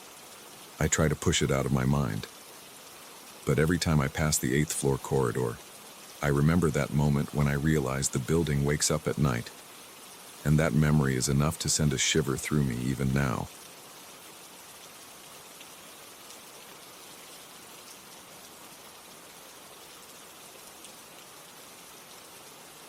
I still remember the day I opened that old wooden box for the first time. I didn't think much of it at first. I just wanted to see what my grandfather had tucked away on the top shelf of his closet. But the moment I saw that chain with the odd pendant, something shifted in me. It wasn't some dramatic moment with thunder outside or anything like that. I just felt an odd tension in my body, like a small vibration in my hands. Now I wish I had left it all alone. My name is Rick. I'm 38. I live by myself in a small house just outside of town, and I don't consider myself the superstitious type. My grandfather passed a few months ago, and I was left with a few old trinkets, stuff with little monetary value, mostly sentimental. Among those items, there was this box, maybe 8 inches long, 4 inches wide, made of dark wood with a single brass hinge. It looked worn out, like it had been around for decades. I found it on the top shelf of his bedroom closet when I was clearing out his things. Inside, resting on a tiny piece of faded velvet, was that chain with a pendant. It didn't look extraordinary at first. It was just a dull silver color, but when I picked it up, I got a weird jolt. It wasn't a strong shock, more like a static zap, but without any pain. My hands shook for a moment. I brushed it off, thinking maybe I was just tired from cleaning all day. Then I noticed the smell. It was metallic, but not in the usual way. It was stronger, almost sour, like steel that had been sitting in water for too long. I slipped the chain into my pocket without much thought and took the rest of the items, letters, postcards, an old watch, and some other minor things, out of the house. I placed everything in a cardboard box in my car and drove home. By the time I arrived, I noticed my pocket felt warm. Not hot enough to alarm me, just warm in a weird way. I chalked it up to my own body heat, or maybe just my imagination. Once I got inside, I set the new box of grandfather's stuff on the kitchen table. I laid out the items. The watch was broken, the letters were old and yellowed, and the postcards were from vacations he took decades ago. Then I pulled out the chain again. I held it in my hand, and there it was, the slight tremble in my fingers. It didn't hurt, but it caught my attention. I tried to look at the pendant more closely, but it had no markings or design that I could see. It was just an oval piece of metal, smooth on both sides. I'm not the kind of person who gets easily scared. I was curious, that's all. So I decided to keep it on the kitchen counter. I left it there while I heated some leftovers in the microwave. But the longer I stayed in that room, the more I felt something off. My ears started ringing, like a faint buzzing. I'd had tinnitus before, but this was different. It came and went in waves. I looked at the chain on the counter, and I swear that buzzing seemed to spike whenever I looked directly at it. Later that night, I had trouble sleeping. I got into bed around 11, but I tossed and turned for at least 2 hours. When I finally fell asleep, I had a nightmare. It was the first of many. In that dream, I was in my old room at my grandfather's place, searching through an empty closet. I felt an urge to find something, but I didn't know what it was. The wall started shaking and the door slammed shut, locking me inside. I heard a scraping sound, like metal dragging across wood. I woke up drenched in sweat. When I turned on the bedside lamp, I noticed scratch marks on my left forearm. They were thin, not deep enough to bleed much, just shallow red lines. I rubbed my arm, confused. My fingernails were short, so it didn't make sense. I sat there breathing hard, feeling my heart pound. I tried to come up with a logical explanation. Maybe I scratched myself on a piece of furniture or something, but there was nothing sharp in my bed. The next morning, I felt uneasy. My arm stung a bit, and I found myself looking around my room more carefully than usual. I couldn't shake the sensation that I wasn't alone, but of course I was. I got up, showered, got dressed, and went into the kitchen. The chain was still there on the counter. That metallic smell was in the air, heavier than before. It almost made me gag when I got too close. I decided to put the chain back in its wooden box. I placed it in the box, then slid the box into a drawer in the living room. For the rest of the day, I tried to go about my usual routine. Some errands, a bit of work at my computer, a quick run for groceries. But I felt on edge, like I had an itch in the back of my skull. My hands trembled slightly, even without touching the chain, and I still heard that faint buzzing now and then. That night, I had another nightmare. This time, I was standing in my living room, and the lights were off. The chain was on the floor, glowing faintly in the dark. I reached down to pick it up, but my hand wouldn't move the way I wanted. Instead, it felt like something guided my hand to grab the pendant. Then everything went pitch black. I snapped awake. My heart hammered, and I was sweating again. I turned on the light and checked my arms. More scratches, this time on both forearms. They burned when I touched them. I started to worry. I told my friend Marcus about what was happening. We met for coffee the next morning. I showed him the chain, which I had put back in the box, but I brought it with me to explain everything. He suggested I just leave it alone. He thought maybe it was messing with my head, especially given my grandfather's passing and all the stress I was under. He said, "Dude, just put that thing away. Don't wear it. Don't touch it. Keep it locked up." I decided to follow his advice. I left it in the box and put it on the highest shelf in my closet once I got home. But things got worse. Even without touching it, I started hearing strange noises in the house at night. It sounded like soft footsteps on the hardwood floor, usually around midnight. I'd jump out of bed, rush to the hallway, and turn on the lights. No one was ever there, but the air felt heavier, like a humid day, but without the heat. There were times I stood there, heart pounding, sure that I saw something move in the corner of my eye. But when I turned, there was nothing. I began to dread going to sleep. The nightmares didn't stop, and every time I woke up, I found new superficial scratches. Some were on my shoulders, some on my back. I tried sleeping with a shirt on, but it made no difference. The marks showed up anyway. My nails were still short, and the angles of the scratches didn't make sense for self-inflicted wounds. I felt my sanity slipping. One night, I decided to investigate every inch of the closet. I took out the box with the chain. I turned on every light in the room. I set the box on the floor and just stared at it, trying to gather the courage to open it. My heart pounded in my chest and my breathing got shallow. I felt sweat forming on my forehead. I flipped the lid open.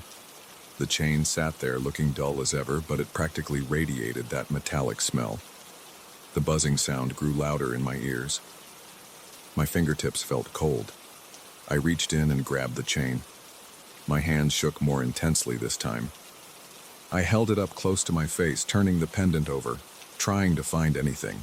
An engraving, a mark, a symbol. Nothing. The surface was smooth, completely blank. But it felt like it had a pulse, like it was alive in some twisted way. My hands felt weaker the longer I held it, so I shoved it back in the box and slammed the lid. I tried to sleep after that, but I kept hearing faint clicking noises in the closet, like metal tapping against wood.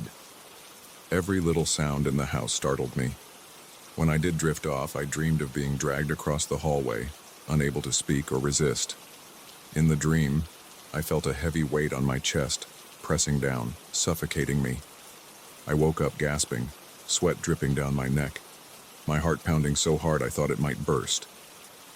My arms were covered in red streaks, stinging so bad that I had to get up and rinse them under cold water. After that, I couldn't stand to keep the chain in the house anymore. I decided I would leave it somewhere else, maybe in a storage unit or at a friend's place. But every time I looked at the box, I felt an overwhelming sense of dread. My gut told me that once I took the box out of the closet, something would follow me. I don't have any logical reason for that feeling, but it was strong. It made the hair on my arms stand up.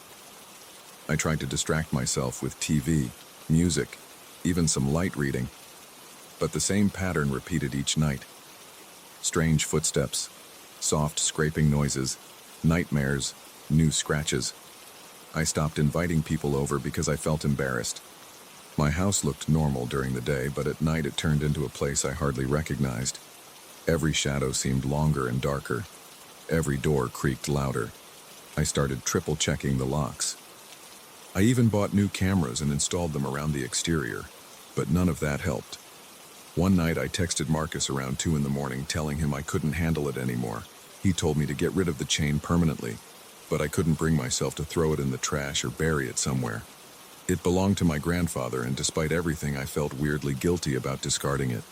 I decided maybe I could store it at Marcus's place. He was a close friend, but he lived about an hour away. That evening, I packed the chain in the wooden box and wrapped the box in an old towel. I put it in a paper bag and loaded it into my car. My plan was to drive to Marcus's house first thing the next morning. But that night, I barely slept. I kept the bedroom door locked, but around midnight, I heard knocking on the walls. It started in the living room, then moved to the hallway, then right outside my bedroom. It wasn't loud, but it was steady. I clenched my fists, sweat gathering on my palms. My heart beat so hard that I felt lightheaded. I stayed awake until dawn, sitting in bed with a baseball bat in my hands, facing the door. The knocking stopped around 3 a.m. After sunrise, I felt some relief. I got dressed, grabbed my keys, and headed for the car. When I opened the trunk, the paper bag was torn. The towel was half on the floor. The wooden box was still there, but the lid was ajar. I felt a jolt in my stomach. My hands shook as I checked inside. The chain was tangled, as if someone had yanked on it. I didn't see any sign of a break-in, and I couldn't figure out how the bag got ripped or how the box opened on its own. I wrapped it all up again, slammed the trunk shut, and drove straight to Marcus's place. The whole way there, I had the same ear-buzzing feeling, like pressure building. My mouth felt dry, and I kept glancing in the rearview mirror, half expecting to see something in the back seat. When I finally got to Marcus's house, he opened the door and saw the state I was in, pale, shaky, eyes bloodshot. I dropped the box on his coffee table and said, "I can't keep this in my house anymore." He nodded, though he looked uneasy. We checked the chain again, but it looked the same as always, blank and dull. The smell was intense, though, and Marcus even recoiled when he got too close. We sealed the box with packing tape and stuffed it in an old chest he had in his garage. I stayed at his place that night. It was the first full night of sleep I had in weeks.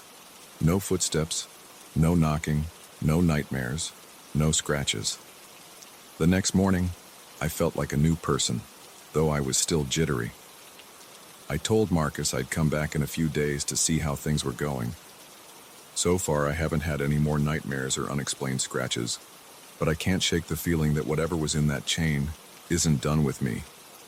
Sometimes I wake up in the middle of the night at home, sure that I hear that faint metal scraping, but it fades when I fully awaken.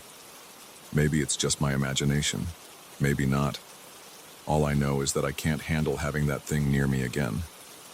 If it stays taped up in that chest and I don't have to deal with the nightmares anymore, maybe I'll finally get some peace. But every now and then, in the quiet moments, my hands still tremble and my ears still buzz. and I can't help thinking about that warm spot in my pocket the first time I brought the chain home. I wonder what it really was, and I wonder if, one day, I'll hear that same knocking outside my bedroom door again.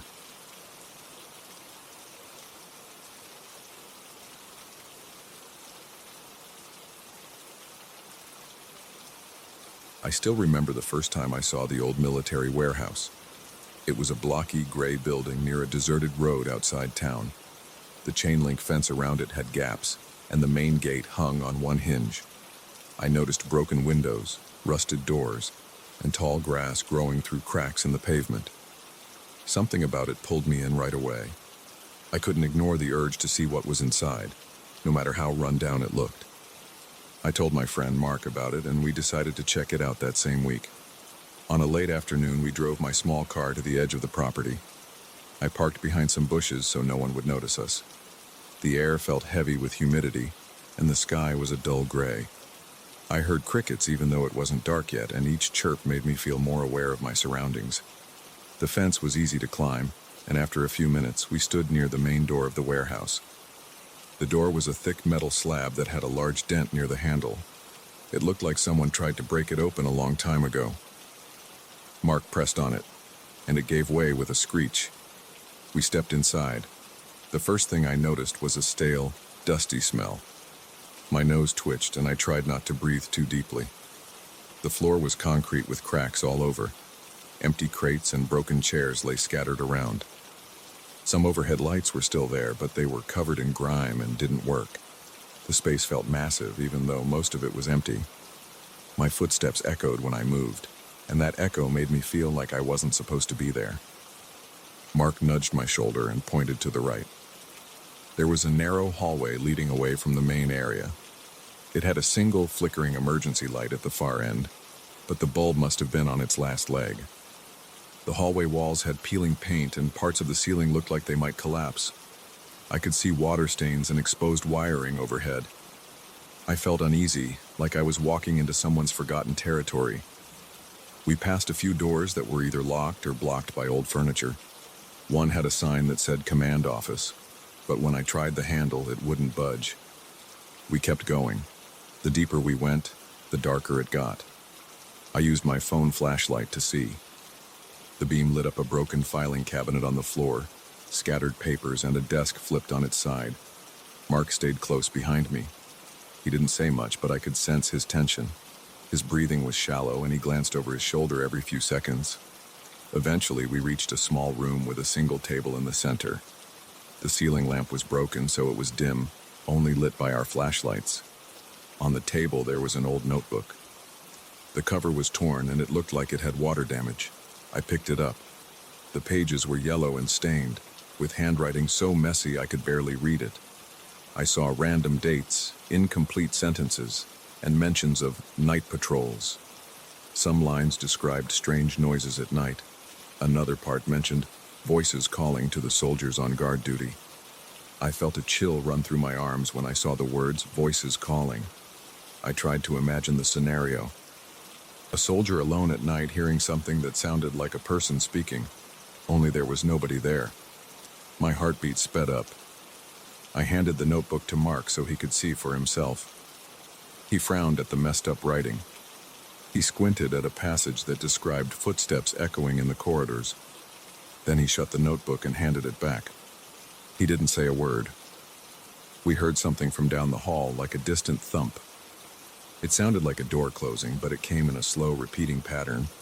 I snapped my head up. Mark looked at me, and I saw the same question on his face. Who else could be in here? The rhythmic thumping continued for a few seconds, then it stopped. My stomach twisted in knots. I tried to convince myself it was just the wind pushing a door. The building was old, and there were plenty of damaged areas. I figured maybe a breeze was coming in from a hole in the wall, causing something to bang back and forth, but I didn't feel any breeze. The air was still and stuffy. I put the notebook in my backpack and gestured for Mark to follow me. We walked toward the direction of the sound, our footsteps slow and careful. My palms were sweaty, and I kept my phone flashlight aimed ahead of us. The corridor opened into another large section of the warehouse. This one had an assortment of metal cabinets, lockers, and shelves pushed against the walls. Some lockers were dented or rusted, and a few had doors hanging off the hinges. The place smelled like old metal and damp concrete.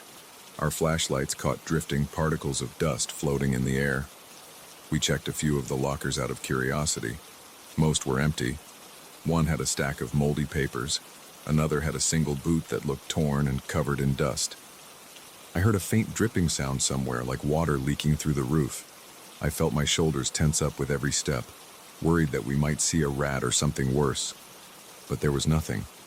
No sign of life at all, just musty air and decaying furniture. Suddenly, one of the locker doors swung open. It made a harsh screech that echoed in the empty space. I jumped back, almost dropping my phone. Mark let out a sharp gasp. The door just stood there wide open. There was no draft, no wind, no movement in the air. But the locker door had swung open on its own. My heart pounded in my ears. I clenched my flashlight so hard my hand started to cramp. I quickly stepped forward and slammed the locker shut. The door banged closed with a loud clang, and I felt the vibration in my arm. I didn't want to stand there any longer. Mark and I exchanged one terrified glance, and we both knew we needed to leave. We walked fast, retracing our steps toward the main entrance. My mind raced with questions I couldn't answer. I kept thinking about the notebook. Those lines about voices wouldn't leave my head. We got out of the warehouse and stumbled into the open air. I breathed in as deeply as I could, even though the air still felt humid and heavy. We ran back to my car without saying anything. Once we were inside, Mark exhaled loudly and muttered something about never going back. I nodded, turned the key, and drove out of there. My hands shook on the steering wheel until we reached the main road. That night, I couldn't sleep well. My body felt restless, and my thoughts kept drifting back to the sound of that locker door and the strange pounding noise. I thought I heard faint murmurs in my bedroom, but I tried to convince myself it was just my imagination.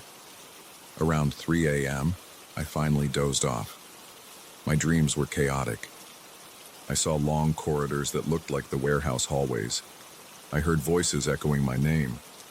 I jolted awake with sweat running down my forehead. My t-shirt clung to my skin, and my chest rose and fell with each shallow breath. The next morning, I felt groggy. My mind was cloudy. I sent Mark a text to see how he was doing. He wrote back that he was fine, but hadn't slept much either. I didn't mention my nightmares. I just said I was glad we got out before anything worse happened. I spent most of the day trying to push the whole experience out of my mind. But every time I closed my eyes, I saw that rusted locker door swinging open. My neck tensed, and my stomach turned. I tried to watch some TV to distract myself, but I kept replaying the events in my head. The second night after our visit was worse. I had another dream where I wandered the same corridors alone. My flashlight flickered, and I heard the rhythmic banging sound echoing in the distance. Then I heard whispered voices calling my name. My heart pounded in the dream, and I felt my hands shaking. I saw a faint figure in the shadows, but I couldn't tell who or what it was. When I woke up, I was drenched in sweat again. I threw my covers aside and sat on the edge of my bed, breathing hard and trying to calm down. The following days, I started to feel jumpy and distracted. At work, I made mistakes I never used to make. My boss asked if something was wrong. I just said I hadn't been sleeping well. I didn't want to explain the whole warehouse story. I figured nobody would believe me anyway. Mark and I talked a few times, and he said he was also getting weird vibes, like he'd turn off a light in his house and hear a faint click in another room. He told me he felt like the building was stuck in his head. We agreed not to go back there, but we couldn't shake the feeling that the place had somehow clung to us. Every night I lay in bed, dreading the moment when I'd close my eyes. I tried sleeping pills, but they only made my mind hazy. I still dreamt of those corridors, that empty locker, the banging noise. Sometimes in my dreams, I caught glimpses of the old notebook's pages, words scrawled in the same messy handwriting telling me to listen.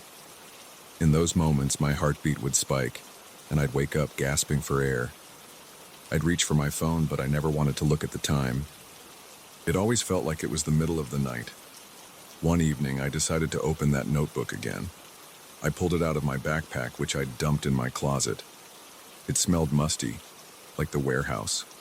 I felt a wave of nausea just holding it. I turned the brittle pages carefully, shining a small lamp on them so I wouldn't strain my eyes. The text was mostly unreadable, but I saw references to guard duty, cold spots in the halls, and inexplicable knocks. The soldier who wrote it seemed unsettled. He mentioned being afraid to sleep, complaining that he heard voices outside his quarters. I felt my arms trembling as I recognized the same kind of fear I was experiencing now. I thought about throwing the notebook away or burning it, but some part of me hesitated. I feared destroying it might worsen the situation. I know that sounds irrational, but I couldn't help it. My nerves were frayed, and I wasn't thinking clearly. I ended up shoving the notebook back into a drawer and slamming it shut. My stomach churned, and I could feel a cold sweat forming on my forehead. That night, I heard a sound in my living room around midnight. It sounded like a chair scraping across the floor. My heart raced, and I got out of bed to check. I flicked on every light as I walked through my small apartment. Everything looked normal. No chairs had moved.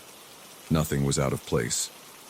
My hands were shaking when I grabbed a glass of water from the kitchen. I drank it in one gulp and realized my breathing was ragged. I forced myself to take slow, deep breaths until I felt somewhat calmer. The next few nights followed the same pattern. Nightmares, strange noises, a constant feeling of unease. I'd jolt awake with the sensation that someone was standing over me or whispering in my ear. I'd check my bedroom door, the corners of the room, the hallway, and find nothing. I'd try to tell myself it was all in my head. I tried playing music or leaving a TV on for background noise, but that only made me more aware of every sound. After a week of this, I called Mark and asked him if he was experiencing the same thing. He admitted he was still feeling on edge, but insisted that the worst of it seemed to be behind him. He told me to relax and that maybe my mind was more sensitive to the place than his. I got mad at him for dismissing how intense it felt. He apologized, but didn't know what else to say. I started to consider going back to the warehouse just to see if there was something I could set right or figure out. The idea of returning made my stomach turn, but I was desperate. I thought maybe I could uncover more about the place, why it got abandoned, who wrote that notebook, and what was causing the weird experiences. But every time I pictured myself stepping into that dark corridor, I felt a sudden spike of panic. My mouth went dry and my heartbeat raced. One night I dreamt again about the locker opening by itself. In the dream, I stood there, frozen, while the door swung outward with a deafening squeal. I felt like I was suffocating. Then a voice whispered my name right behind my ear. I spun around and woke up drenched in sweat. My throat was dry and my pillow felt soaked. I grabbed my phone and realized I was shaking so badly I could barely hold it. I looked around my dark bedroom. The silence pressed on my ears. My heart thudded. I noticed my closet door was slightly open, even though I always shut it. I told myself it was nothing. I walked over, closed it, and locked it. I stood there in the dark for a moment, feeling my skin prickling. Then I climbed back in bed, not sure if I could sleep. I'm still stuck with these nightmares. Every time I close my eyes, that place returns to me. I see the dust-covered halls, the rusted lockers, the faint light from my phone scanning across the walls. I hear that banging noise echoing in my mind, like a distant reminder of something I can't escape. My body jolts awake again and again, my heart pounding so hard it hurts. I've considered seeing a therapist, but I'm afraid they'll think I'm making it up or overreacting. I can't shake the feeling that something latched onto me that day in the warehouse. I don't know what it is. I don't have any proof aside from the nightmares and the notes in that old notebook. There are no bruises on my skin, no actual injuries, no direct signs. Yet the fear is real. It's a clench in my stomach, a wave of nausea, a rush of adrenaline whenever I remember the screech of metal doors opening by themselves. I keep telling myself it'll pass if I just wait. But it's been a while, and the dreams haven't stopped. They come in waves, leaving me drained and sweaty. During the day, I fight the urge to look over my shoulder or check my closet. At night, I do everything possible to fall asleep, but nothing works for long. I lie there, my mind drifting back to that abandoned military warehouse, wondering if there's more hidden inside those walls. Every little sound in my apartment makes my heartbeat jump. Every small draft of air against my neck sets me on edge. Mark doesn't want to talk about it much anymore. He says he's moved on, and maybe he has. But for me, those few hours inside that building changed something. I still picture the old desks covered in dust, the corridors stretching out into darkness, and the broken windows letting in that gloomy light. I can't forget how the locker door swung open by itself, how the screech filled my ears, and how a chill ran down my spine in that moment. It all felt so physical, so immediate, and so impossible to dismiss. I don't know what happens next, but I can't keep living with these sleepless nights. Part of me wonders if I should go back and face it, maybe close whatever door I opened. Another part of me wants to pretend it never happened, to toss the notebook in the trash and move on. Neither option gives me any sense of relief. Right now, I'm just sitting here, my heart pounding, the memory still fresh, waiting for the next night to fall. And I know when I close my eyes, I'll hear those voices again, echoing in the darkness, reminding me of a place I wish I'd never found.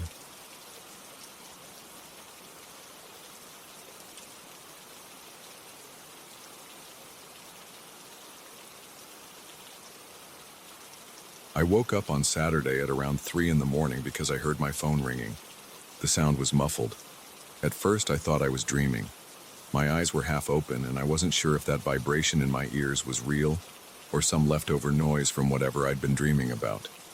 But then it kept going, and I realized it was definitely my phone. I never keep it on my nightstand at night. I place it on my dresser, or sometimes even on the kitchen counter. That night, I had left it charging on the far side of my bedroom near the closet. It was far enough that I had to get up, turn on a light, and walk across the room to answer it. I pushed my blanket aside and put my feet on the floor. My head felt heavy. My eyes stung a bit because I hadn't slept long.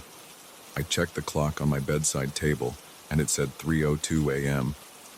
I remember sighing and wondering who could be calling me at that hour. My mind jumped to thoughts of an emergency, but then I realized I didn't hear my usual ringtone. It sounded slightly muted, like someone had thrown a sweater on top of it or something like that. I walked over, flipped on the small lamp on the shelf, and saw that my phone was indeed under my jacket. I had tossed my jacket over the dresser earlier in the evening, and it must have slid over the phone. That's why the sound was so muffled. I grabbed the phone and looked at the screen. I expected to see a name or at least a number, but the screen was blank. It only showed the usual icons for battery and signal strength. The phone was definitely ringing, though. I could see the call notification in the corner, but where the caller ID would normally be, there was nothing. I answered it anyway, thinking maybe it was some glitch or an unknown caller. I said hello, but I didn't hear anyone speak. There was only a light static sound. It reminded me of the faint hiss you get when you tune an old radio. I felt a tingle at the back of my neck. I said hello a second time. Still no response. I cleared my throat and said, "Is someone there?" The static continued for maybe 4 or 5 seconds before cutting out. Then the line went silent. I said, "Hello?" once more, and the call ended on its own. I stood there in my bedroom, phone in hand, heartbeat picking up speed. I told myself it was probably a wrong number. Maybe someone dialed me by accident. I stared at the screen. The call ended at 3:04 a.m. I checked the call log, but there was nothing new. No record of an incoming call. That's when I felt a knot in my stomach. My phone wasn't showing me any missed call or any received call. It was completely blank, as if nobody had phoned me at all. I shook my head and figured it was a glitch. Phones sometimes do that. Maybe the system froze. I put the phone on the dresser and returned to bed. I tried to calm down, but my mind wouldn't settle right away. My bed felt cold when I climbed back in, and I lay there with my eyes open for a while. I didn't sense any immediate danger, but I had that prickly feeling you get when you think you've heard or seen something that doesn't make sense. After about 15 minutes, I closed my eyes, forced myself to breathe slowly, and eventually drifted off again. I woke up around 9 in the morning. Sunlight was sneaking through the blinds, and I felt more rested. though a bit off. The events of the night before came back to me right away. I sat up, reached for my phone on the dresser, and saw one new voicemail notification. It showed a time of 3:04 a.m., the exact minute the phone call ended. I stared at the screen for a moment. The phone showed a blank number for the voicemail. There was no contact listed, just a dash where the caller ID should be. I felt uneasy right away. My chest tightened and I started tapping the screen to access the voicemail. I pressed play and put the phone to my ear. I expected to hear that same static or maybe a bunch of silence. Instead, I heard someone whisper my name. It was faint and distorted, like the speaker was too close to the microphone or something was interfering with the audio. I couldn't recognize the voice. It didn't sound like anyone I knew. It said my name twice, slow and garbled. Then there was this odd metallic hum in the background. I blinked a few times and felt a rush of adrenaline. The voice continued in a low murmur, repeating something I couldn't understand. It was English, I think, but the words were broken. It sounded like the voice was trying to say my name again, but kept trailing off. My heartbeat was fast and I got goosebumps on my arms. Then the message cut off suddenly, with no beep, no click, nothing. Just an abrupt end. I stood there in my bedroom, phone in my hand, trying to figure out what just happened. I glanced at my call log again. There was no number, no call entry, no record except for the voicemail icon on my screen. I checked the details of the voicemail, but the phone only showed that it was received at 3:04 a.m. and the duration was 10 seconds. No actual number was listed. My mouth was dry and my hands felt a bit clammy. I kept thinking it had to be some prank call. Maybe a friend messing with me, but nobody I knew would do something like that. They'd at least say something more obvious or maybe just laugh. This voice sounded off, like a person speaking through a fan or a broken microphone. I replayed the voicemail once more, holding the phone in front of me this time so I could see if the progress bar revealed anything. It sounded just as strange the second time, and I still couldn't make out the words after my name. That metallic noise in the background made me feel uneasy, like there was some machinery behind the speaker. I decided to delete the voicemail because it was too creepy, and I didn't want to keep listening to it. I felt like I was doing something final, like removing evidence. But I didn't want it on my phone. The second I deleted it, I immediately regretted not saving a copy, but my gut reaction told me to get rid of it. My body was tense, and my heart was still pounding. I went to the bathroom, splashed water on my face, and just tried to breathe. I made some coffee in the kitchen, trying to shake off the nerves. The coffee machine made its usual gurgling sounds, and the smell was comforting. I sat in a chair by the window and stared at my phone. I checked my recent calls again to see if maybe the record had updated. Nothing. I called my carrier's automated line to see if there was any mention of a voicemail or call at 3:04 a.m. The system told me I had no new messages, no mention of the one I received or deleted. It was as if it never existed. I started to feel paranoid. I walked around my place, checking the doors and windows. Everything was locked. I tried to think of how someone would get a hold of my number and do something like this. My number isn't listed publicly. It felt like it had to be a mistake. But the fact that the person on the voicemail whispered my name confirmed it was meant for me. That realization made me uneasy. I tried to rationalize it. Maybe it was a weird telemarketer system glitch or some random stranger with a phone problem.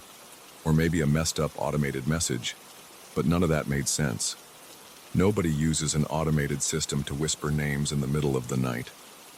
I put my phone in my pocket and decided to get out of the apartment for a while. I grabbed my keys, left, and went to get a quick breakfast at a diner down the street. It was noisy in there. People chatted at tables.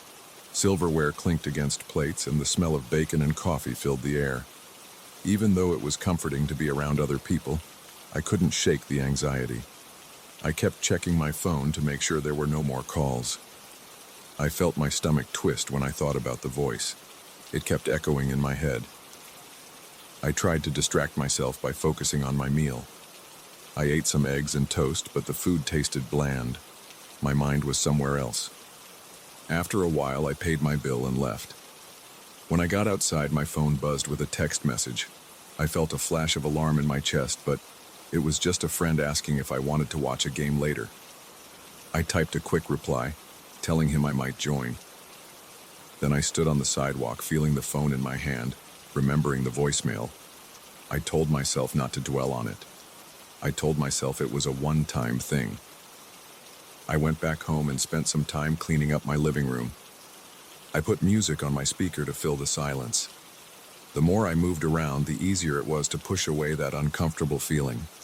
I vacuumed, wiped down surfaces, and dusted a few shelves. But every time I paused, I'd think about that call. Around noon, I decided to test my phone by calling my own number from a landline I still keep for work. My cell phone rang normally. The caller ID displayed the correct number. I left myself a voicemail, and everything functioned like it should. That made me wonder how that unknown call from earlier managed to leave no trace besides a voicemail that quickly vanished. In the afternoon, I called my carrier's support line. I told the representative I had gotten a strange call that wasn't in my logs. The guy on the phone sounded confused. He pulled up my account records. He said he didn't see any calls around 3 in the morning. I asked if voicemails could appear without an associated call record. He said it's not supposed to happen. He checked a few more things and told me everything looked normal. I thanked him and hung up. My mouth felt dry, and I could hear my heart pounding in my ears again. The rational part of my mind told me it was a tech glitch. Still, I couldn't shake the feeling that someone had managed to do this deliberately. The day went on. I had lunch at home, watched some TV, and tried to relax. My phone didn't ring again. I turned it off once just to reset it. Then I turned it back on and checked the voicemail box again. No new messages. I even checked the trash folder for deleted messages. It was empty. There was no trace of that distorted whisper saying my name. By early evening, I got a little restless. I stepped outside, walked around my block, and tried to clear my head. My neighborhood is usually calm on weekends, and I saw a few neighbors walking their dogs or chatting by the sidewalk. The normalcy around me felt reassuring, but every so often I'd check my phone. I'd scroll through the call history, and it was the same list of incoming and outgoing calls from the day before. Nothing new or strange. I headed back inside, made a simple dinner, and tried to watch a movie. My body felt tense. My back ached from how rigidly I was sitting. My thoughts kept going back to that voicemail. I worried it might happen again that night. I considered turning off my phone completely, but I also worried in case there was a real emergency. I didn't want to be cut off from important calls. So I turned the ringer volume way down, set the phone to vibrate, and left it in the same spot as the night before, on the dresser across the room. I tried to go to sleep at around 11, though I wasn't that tired yet. My mind was still racing. When I turned off the lights, I lay in bed staring at the shadows on the ceiling. I tried to calm myself by focusing on my breathing. I could hear every small noise, like the hum of the refrigerator in the next room. Normally, I fall asleep pretty easily, but that night, I was wide awake. My eyes darted to the dresser where my phone rested. I wondered if I'd hear that muffled ring again in the middle of the night. Eventually, I fell asleep, though I'm not sure what time it was when my eyes finally closed.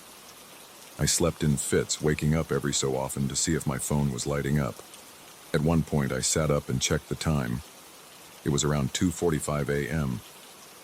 I was sweaty and my heart was pounding. My phone was still dark and silent. I forced myself to lie back down, my pulse thumping in my chest. I kept thinking about the distorted voice repeating my name. The night passed without any more calls. In the morning, I checked my phone, and there was nothing new. No missed calls, no voicemails, no texts. I felt relieved, but also uneasy. I don't know who or what caused that call at 3 in the morning. I don't know why the number never appeared in my logs. I haven't heard from that caller again, but I can't shake the memory of that strange whisper, the sound of my name buried under that metallic noise. It makes my skin crawl just thinking about it. That's all that happened. I don't have a neat explanation. I haven't changed my phone number yet, but I've thought about it. Sometimes, late at night, I get a small ache in my chest when I remember that whisper. I haven't told many people the full story because it feels absurd, but I know what I heard. The voicemail was real, even though there's no record of it now, and I have no idea if it'll ever happen again. For now, I keep charging my phone across the room. Sometimes I even leave it in the living room. But no matter where it is, I still worry about hearing that muffled ring in the dark.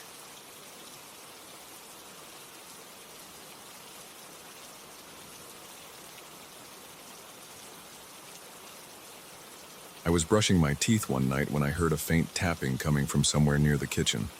It was past midnight, and the rest of my apartment felt quiet and still. I shut off the faucet, stood there, and listened. My heart rate picked up right away. It wasn't a loud knock, just a tiny sound, like something brushing against glass.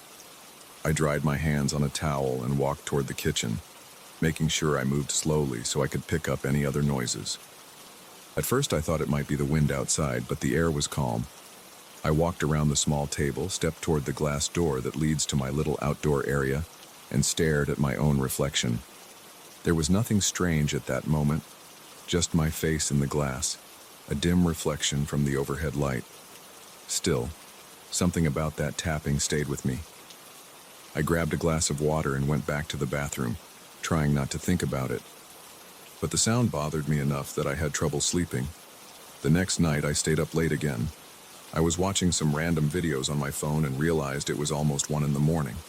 I felt thirsty, so I got out of bed and headed for the kitchen. The hallway was dark, and I noticed I had left the kitchen light on. I stepped inside, flipped on the faucet, and let the water run for a second. My apartment can be kind of warm at night, so I like the water chilled. As I raised my glass to drink, I glanced at the glass door on my right. It was closed, but I saw a faint reflection of myself. I had the distinct feeling that something was off, like the reflection was slower than me or slightly distorted. I took a few steps closer. The overhead light in the kitchen was bright enough to illuminate my shape, but the corridor behind me was dark, so the glass almost acted like a mirror. I leaned in and peered at my reflection. Then I saw another shape behind me. It was just a vague outline, like the silhouette of a person standing a foot or so back from me. My stomach sank. I froze. My hand tightened on the glass of water, and I felt cold sweat forming on my forehead. I couldn't move.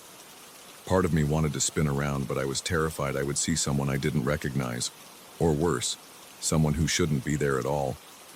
The shape in the reflection looked tall, maybe as tall as me, but with a slightly hunched posture, like it was leaning forward. My breath became shallow, and I could feel my heartbeat pounding in my ears. I stared at the glass for what felt like a full minute. Then the silhouette moved a little, as if shifting weight from one foot to the other. I felt my spine tingle. I whipped around with my arms up, nearly dropping my glass. But the kitchen was empty. The corridor was empty. There was no one there. My hands were shaking and my teeth were clenched so tight that my jaw ached. I tried to calm down. I told myself I was seeing things, maybe just a trick of the light or some reflection from outside. But I couldn't shake the sense of dread that filled me at that moment. I walked to my bedroom, locked the door behind me, and lay in bed for hours, eyes wide open, listening to every little creak and groan my apartment made. The following day, I forced myself to go about my regular routine. I woke up, took a shower, ate breakfast, and went to work. I didn't tell anyone about what I thought I saw. I even tried convincing myself it was just my imagination playing games with me because I was exhausted. Maybe my mind was drifting, and that's all it was. But deep down, I knew something didn't feel right. My thoughts kept drifting back to that reflection and how clearly I had seen a shape behind me. I remember the slight motion it made and how real it looked. The day dragged on. I tried to focus on my tasks, but I kept picturing that shape in the glass door. That night, I decided I would leave the kitchen light on and turn off the corridor light before going to bed. My plan was to avoid looking directly at the glass door. I figured if the kitchen stayed lit, then the glass wouldn't reflect the interior as strongly, or maybe it would be so bright that I wouldn't catch any weird shapes. It wasn't a perfect plan, but I was desperate to avoid the fear I had felt the night before. I stuck to my routine. I watched a bit of TV, scrolled on my phone, and tried not to think about the reflection. When I finally got up to grab a glass of water, I walked quickly. I kept my eyes on the sink the entire time, refusing to look at the door. I turned on the faucet, filled my glass, and drank. My body still felt tense, and I noticed my fingertips tingling. I heard no odd sounds, and I didn't see anything in my peripheral vision. Still, I rushed out of the kitchen, switched off the lights, and went to my bedroom. My heart was racing again, even though nothing happened. The next few nights went more or less the same. I tried to keep things bright in the kitchen so I wouldn't see the reflection so clearly. I also started skipping my late-night water runs, choosing to drink a bunch of water before bed so I wouldn't wake up thirsty. But sometimes I'd still get up around 2 a.m. because I felt the urge to drink something. On one of those nights, I forgot to leave the kitchen light on. The living room lamp was on instead, and that was enough to cast my reflection in the glass door once more. As I approached the sink, I heard a tiny squeak. It might have been the pipes or the fridge turning on, but my body reacted with a jolt of fear. My hands clenched and my shoulders tensed. I tried telling myself that I was just paranoid because of the previous incident. That's when I dared to glance at the door again. I could see my torso and part of my face. No one else was in the reflection. I exhaled a sigh of relief and turned on the faucet. I let the water flow, then looked back at the door. That's when I saw it again. The same silhouette standing just a few inches behind me, with its head tilted as though it was looking at my neck. My legs felt weak, and my throat went dry. I couldn't breathe. I turned around, and once again, there was nobody there. This time the sight was so vivid that my eyes started watering. I stood there panting for a few seconds. My entire body trembled and the hair on the back of my neck stood up. I whispered some curses under my breath and stumbled to my bedroom. I locked the door, jumped into bed, and tossed and turned for the rest of the night, drenched in sweat. Over the next few days, I thought about sleeping on my couch, just to see if that helped me avoid the anxiety. But the couch is too close to the kitchen, and I felt like I'd be lying there, staring into that dark area. Sometimes I considered covering the glass door with a sheet or some foil, but I kept forgetting to buy anything to cover it properly. I have a small curtain there, but it's thin, and it doesn't block reflections at all. I found myself tiptoeing around my own apartment at night like I was afraid of making too much noise. I started hearing random clicks and pops from the walls and floors, and every time I jumped or flinched, I told myself, this is ridiculous. I'm letting my imagination get the best of me. One evening, I decided to face my fear head on. Around 10 o'clock, I went to the kitchen, turned off all the lights, and stood in front of the glass door with a small flashlight in my hand. I wanted to see if I could figure out any logical explanation for the silhouette. I pointed the flashlight at different angles to see if maybe a coat hanging somewhere or a shadow of a chair could create a weird outline. But everything looked ordinary. My reflection was faint in the darkness, but I didn't see any shape behind me. I stayed there for a few minutes, focusing on my breathing. I heard the hum of the refrigerator, the faint buzz of a street lamp outside, and the rustle of leaves in the night breeze. No silhouette, no movement, just me in my apartment, trying to act brave. After a while, I turned the lights back on and felt a bit calmer. I made a snack, watched some late-night TV, and went to bed. I woke up in the middle of the night again feeling thirsty. I nearly convinced myself to go back to sleep without drinking water, but I couldn't. My throat felt parched, and I was getting a headache. I tried to push away the unease in my gut. I stepped out into the hallway, flicked on the kitchen light, and approached the sink. I kept my eyes down, avoiding the door. But halfway through filling my glass, I heard a slight scraping sound. It was brief, like a footstep on the tile right behind me. My pulse skyrocketed. I started sweating immediately. My knees felt weak. I forced myself to turn around slowly. Nothing. The corridor was empty, just like always. My heart thumped so hard that I felt it in my temples. I looked at the glass door anyway. My reflection was there, but no silhouette. I gulped down the water, nearly choking on it. Then I hurried back to my room and shut the door. I could barely sleep for the rest of the night. My mind raced, trying to figure out if there was some intruder hiding somewhere, or if I was losing it. But I never heard another sound. Days passed. I started closing the curtains earlier in the evening, but that thin fabric didn't help much. Whenever I walked by the door at night, I caught a glimpse of my own shape in the glass, and I felt that same old prickling on my skin, like I was being watched. Sometimes, out of the corner of my eye, I thought I saw a flicker of movement behind me, but I never had the courage to stare for too long. I just moved on, poured my water, and left as quickly as I could. There was a time I considered inviting a friend over just so I wouldn't be alone at night, but I felt embarrassed. What would I say? "Hey, can you come over because I think I see a shadow in my reflection sometimes?" It sounded absurd. I'm not the kind of person who usually spooks easily. I don't watch horror movies much. I prefer comedic shows and stuff that relaxes me. But this was different. This felt personal. I started double-checking my door locks, testing the windows, making sure there weren't any gaps someone could crawl through. Everything looked secure. One afternoon, I walked outside to my little area behind the apartment. I usually keep a couple of plants there. I wanted to see if maybe something out there could be reflecting light in a strange way. I looked around. Just my 2 potted plants, a small grill I never use, and a broom in the corner. I walked up to the glass door from the outside, peered in. I saw the kitchen from that vantage point, the chairs, the table, the sink. Nothing strange, no bizarre angles, no weird smudges on the door that might cause illusions. It all looked normal.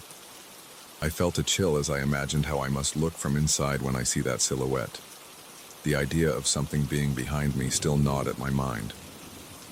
That night, I decided to keep all the lights on while I went about my usual routine. Every time I approached the kitchen, I felt a ball of tension in my stomach. I poured water, forcing myself to look straight ahead at the sink. My ears were on high alert, trying to catch any unusual noise.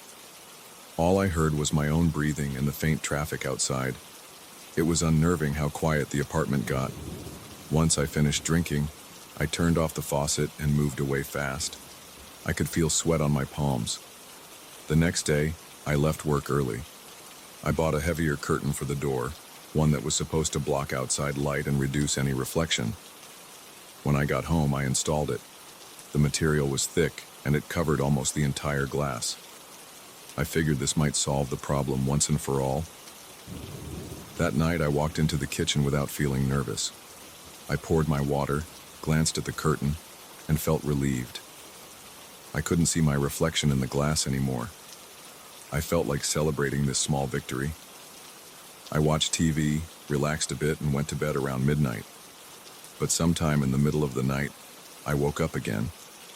My mouth was dry, and I felt a bit sweaty. I hesitated, but I had no choice. I needed a drink. I headed to the kitchen, turned on the light, and saw that the curtain was pulled slightly to one side. A few inches of glass were exposed. Maybe I hadn't secured it properly, or maybe I brushed it by accident earlier. My gut tightened. I walked over, took a breath, and reached for the curtain to pull it shut. Then I caught a glimpse of my face in the uncovered part of the glass. Behind my face, there was the silhouette again, that same hunched shape, leaning forward. My arms felt weak and my chest got tight. I almost dropped my glass. I forced myself to yank the curtain closed. My breathing was heavy and ragged. I stood there, staring at the curtain, not daring to open it again. After a few seconds, I stumbled back to my bedroom. My hands trembled so badly that I spilled water on the floor.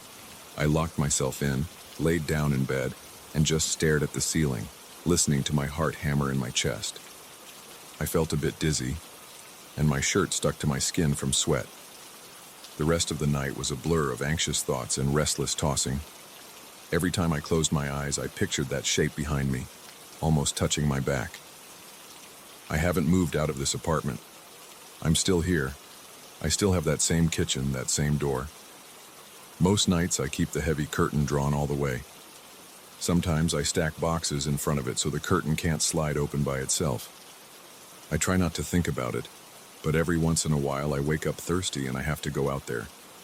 My heart pounds, and the hair on my arms stands on end. I haven't seen the silhouette lately, but I feel it. It's like an unspoken presence behind that curtain. I don't tell anyone about it. Maybe I'll move out one day, or maybe I'll get used to living with this gnawing sense that someone, or something, is watching me from inside the glass. For now, I do what I can to ignore it and carry on. But every time I catch my reflection anywhere in this place, I brace myself for the possibility that I'm not alone. And deep down, I suspect that presence is still there, silently waiting.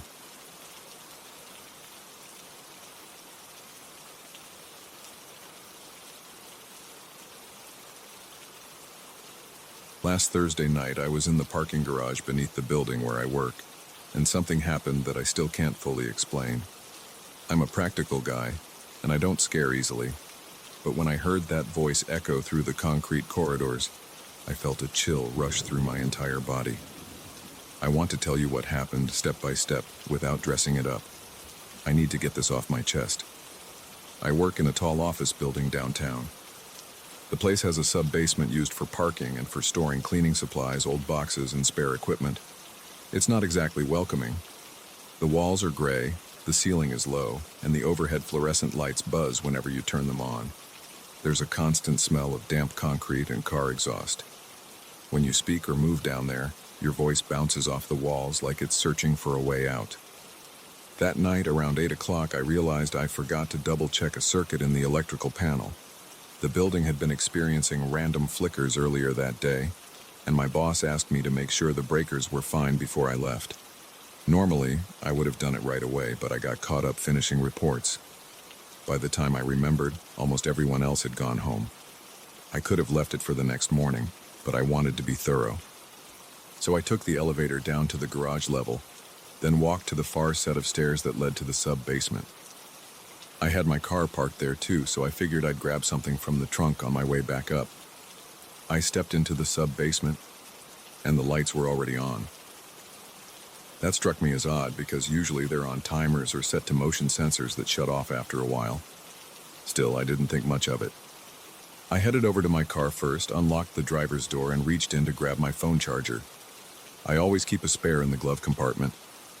Then, just out of habit, I turned the engine over for a second to check my gas level. I was planning to refuel in the morning, and I wanted to make sure I had enough for the next day. After I switched off the ignition, I heard it. A faint voice like it was coming from behind one of the rows of parked cars. It said, "Hey, is anyone there?"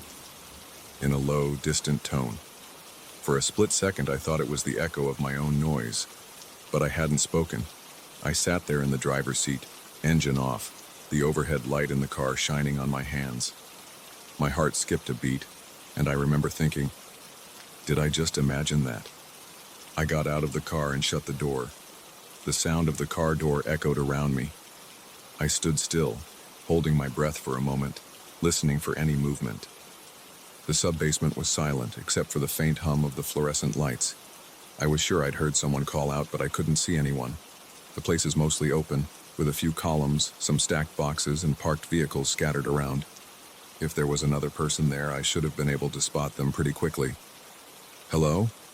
I called out. My voice bounced off the concrete walls. "Hello? Hello? Hello?" Then, after a pause, I heard something respond. It sounded like a distorted version of my own voice, but the words got jumbled. Maybe it was the echo, but it wasn't matching the exact timing of my own echo. It came from somewhere near the back, like behind the storage shelves, where extra paint cans and dusty boxes are kept. I felt a creeping sense of unease. My scalp tingled, and I gripped my phone charger in my hand as if it could defend me from whatever was out there. I forced myself to walk forward. I told myself I was just hearing the echoes in a weird way, and that the sub-basement's acoustics can sometimes play tricks on you. I'd experienced echoes down there before, but never like this. I stepped around a parked delivery van, trying not to let my footsteps click too loudly on the concrete. Each time my shoe made contact with the floor, the echo went in several directions, creating that faint, hollow sound that lingered too long. As I approached the far corner, I noticed a flicker in one of the lights overhead. It flashed for a second, leaving that afterimage in my vision. Then I heard the voice again. It came out of the shadows, repeating something close to what I'd just said earlier, but out of order. It sounded like it was trying to mimic me, but got stuck halfway. I heard, "Hello? Any is there?"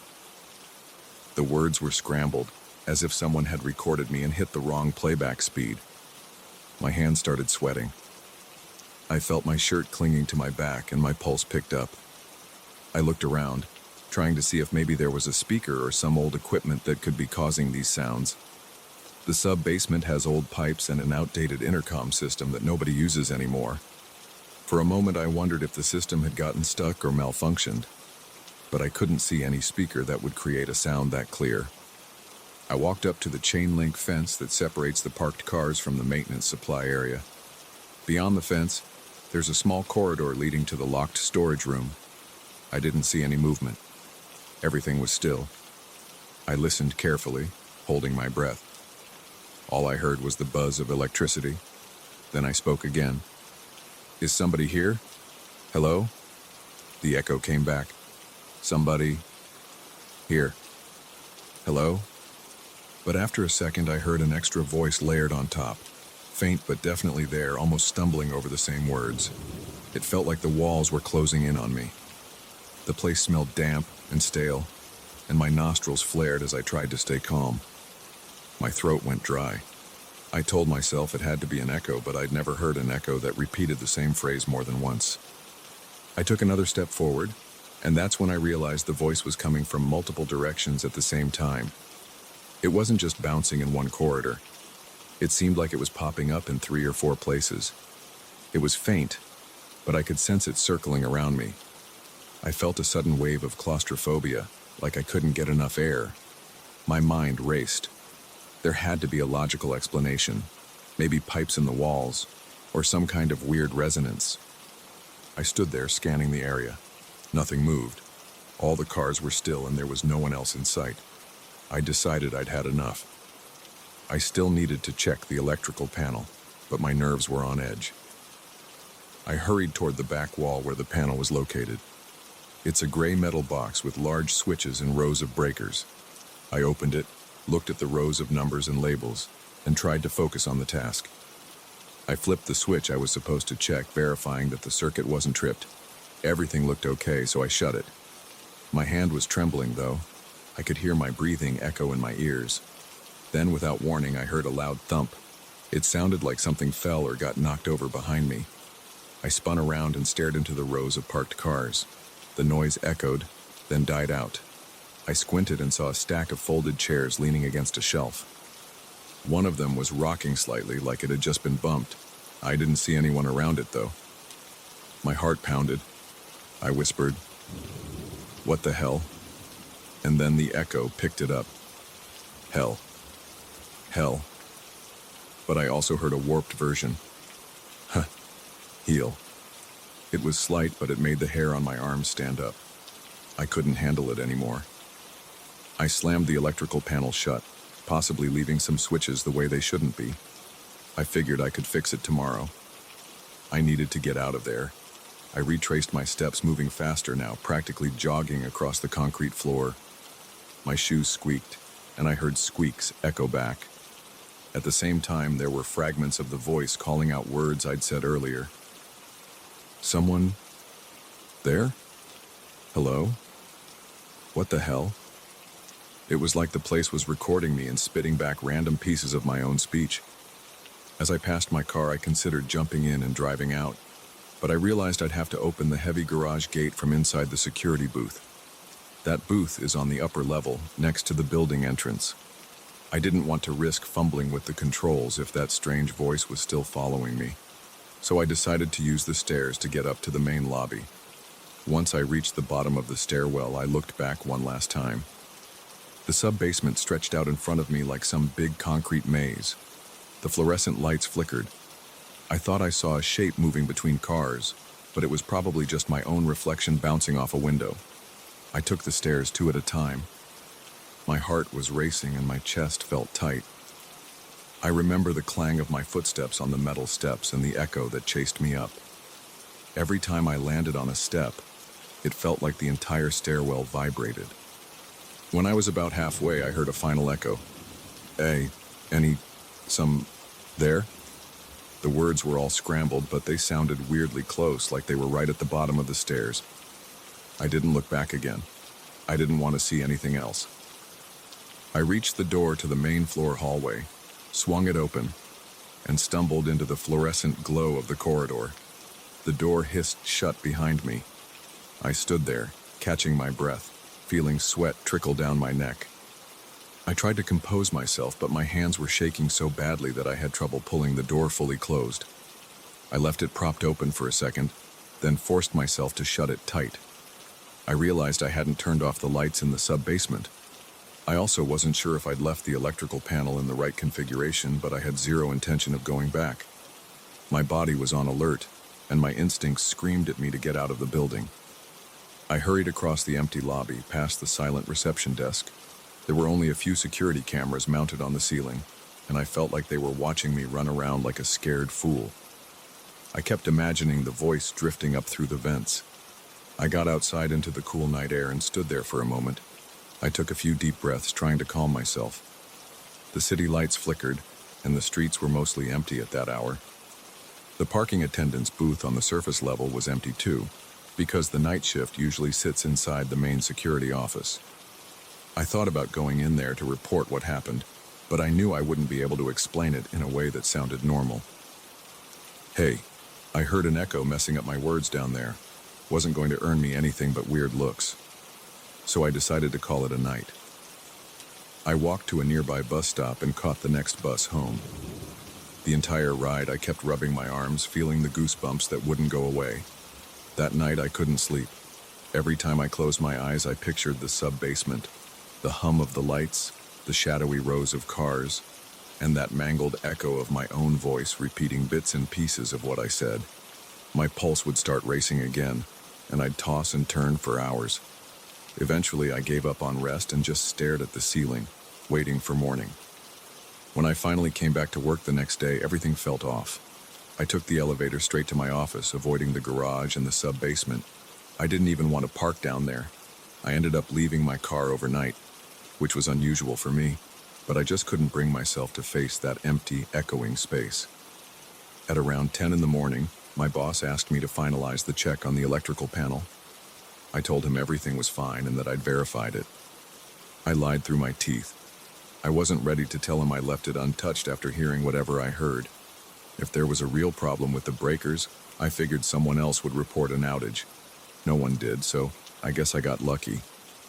For the rest of that day, I kept waiting for someone to mention a strange noise in the sub-basement or flickering lights or something. But nobody said anything.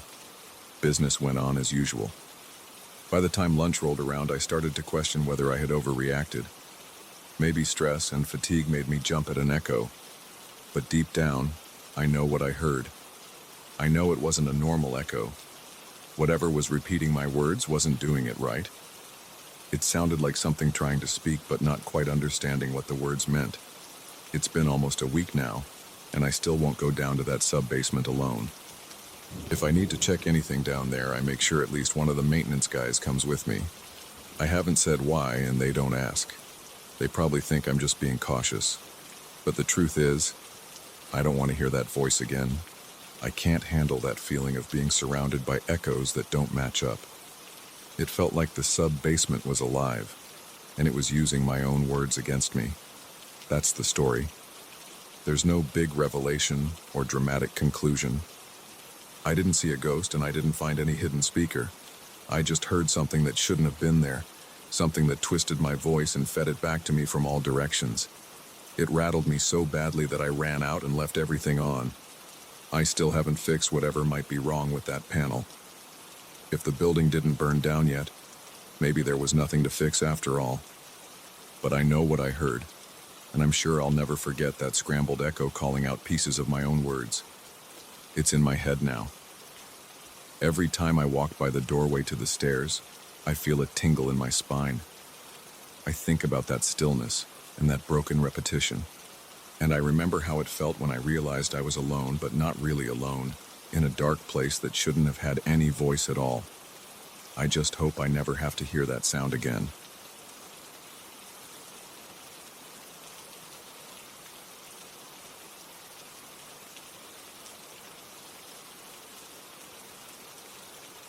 I got home from work one Friday, drenched in sweat and ready to collapse on my couch. I had no idea that a 5-minute elevator ride would leave me shaky for weeks. I'm not the kind of guy who believes in ghosts or anything like that. But after what happened in my building's elevator, I can't deny that something weird went on. It started out like any other Friday. I arrived around 6 in the evening, parked my car in the underground garage, and walked toward the lobby with my bag slung over my shoulder. By the time I pressed the call button, I was only thinking about a hot shower and maybe some takeout. I wasn't prepared for the most unsettling elevator ride of my life. When I got into the lobby, the lights were still on, and there was a faint buzz from the overhead fixtures. The doorman wasn't around, because he usually goes off duty around 5. That's normal on Fridays.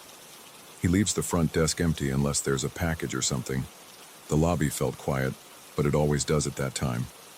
People usually come home around 7 or 8, so I assumed most folks were still at work or stuck in traffic. I hit the elevator button and waited. My legs were sore from standing at my job all day, so I leaned against the wall and closed my eyes for a second.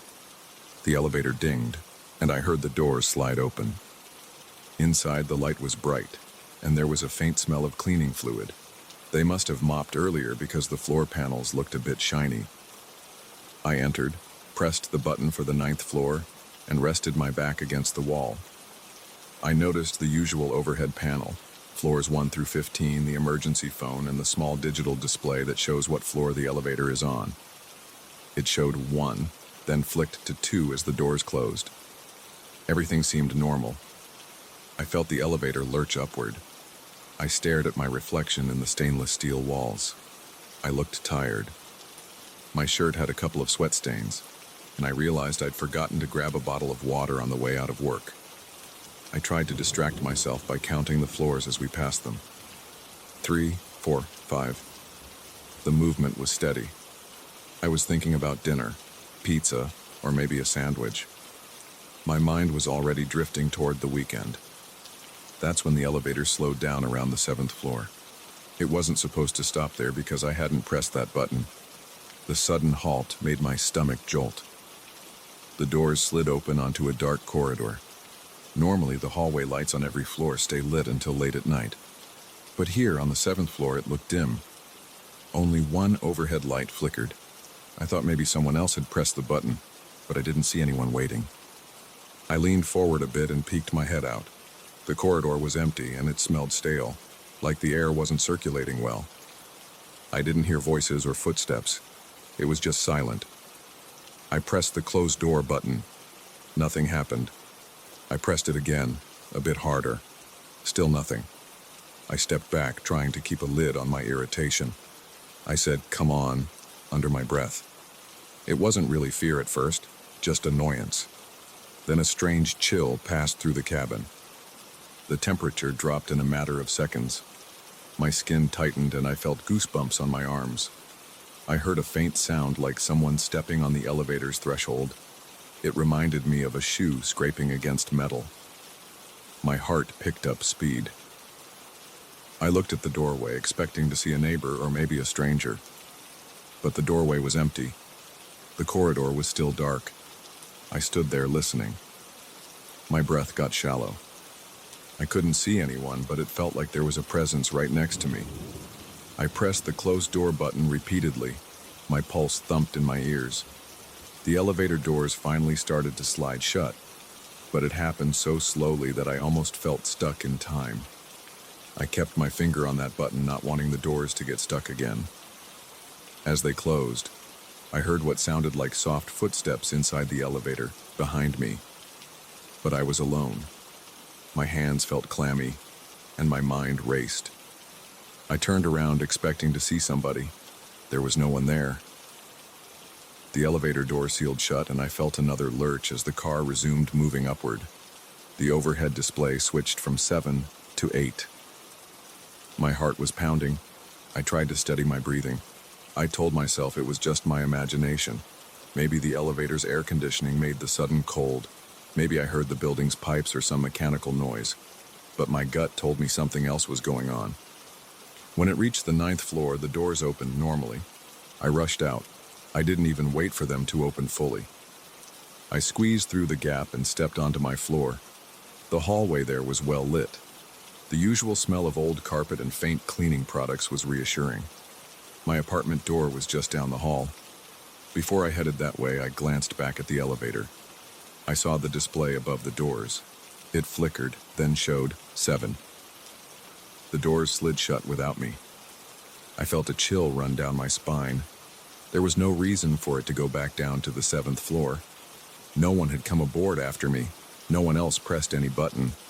I stood there, confused and spooked. Finally, I walked to my door and fumbled with my keys. My hands were shaking and I struggled to fit the key into the lock.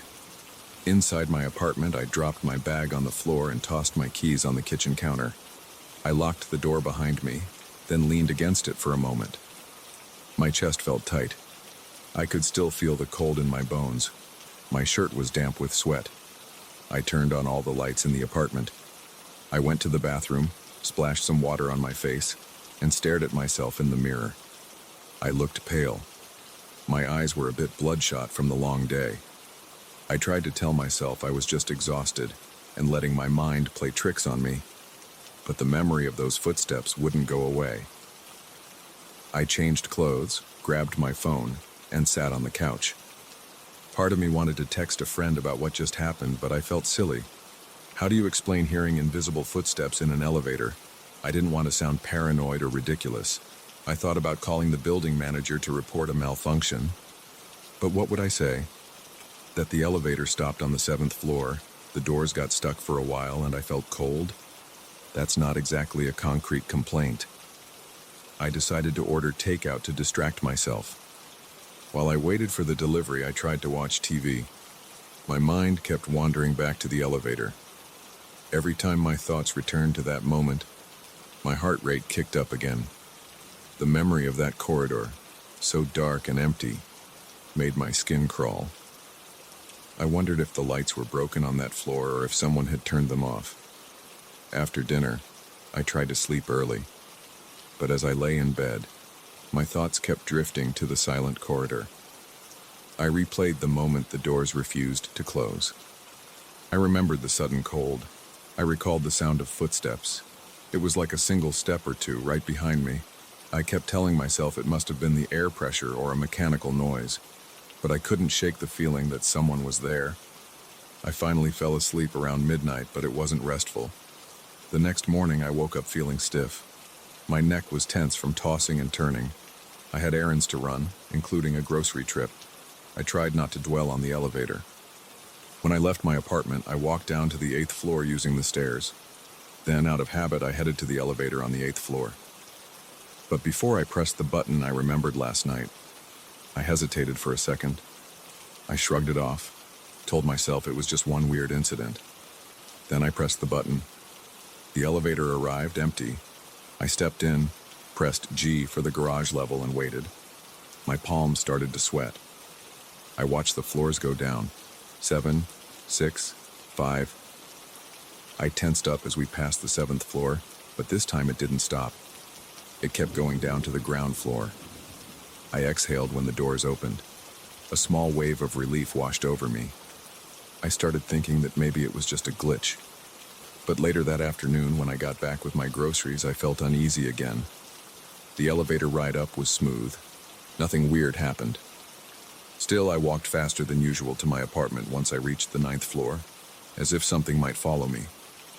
Over the next few days, everything seemed fine. I began to relax, telling myself that the elevator problem was a one-time fluke. But that following Friday, I got home around the same time as usual. The lobby was empty. The overhead lights hummed. I walked to the elevator, pressed the button, and waited. The same mechanical ding announced the arrival. I stepped in, pressed 9, and leaned against the wall. My stomach tightened when the elevator started moving. I kept my eyes on the display. 2, 3, 4, 5, 6. Then it started slowing down again at 7. I felt my throat tighten. The elevator stopped. The doors slid open. The corridor was dark, just like before. One overhead light flickered weakly. My heart thudded against my rib cage. I pressed the close door button right away. At first, nothing happened. Then I felt that sudden coldness again. I smelled something like musty fabric. It was faint, but it made my nose scrunch. I heard what sounded like a rustling sound. My mind flashed back to those footsteps from the previous week. I looked around the cabin. It was just me. I felt a chill on my neck like a draft was moving inside the elevator. My arms prickled with goosebumps again. I pressed the button harder. The doors moved an inch, then stopped. The corridor outside was still empty, but the light flickered again and the entire space seemed darker. My breath came in short bursts. I felt sweat trickling down my back. Then, the doors began to close very slowly.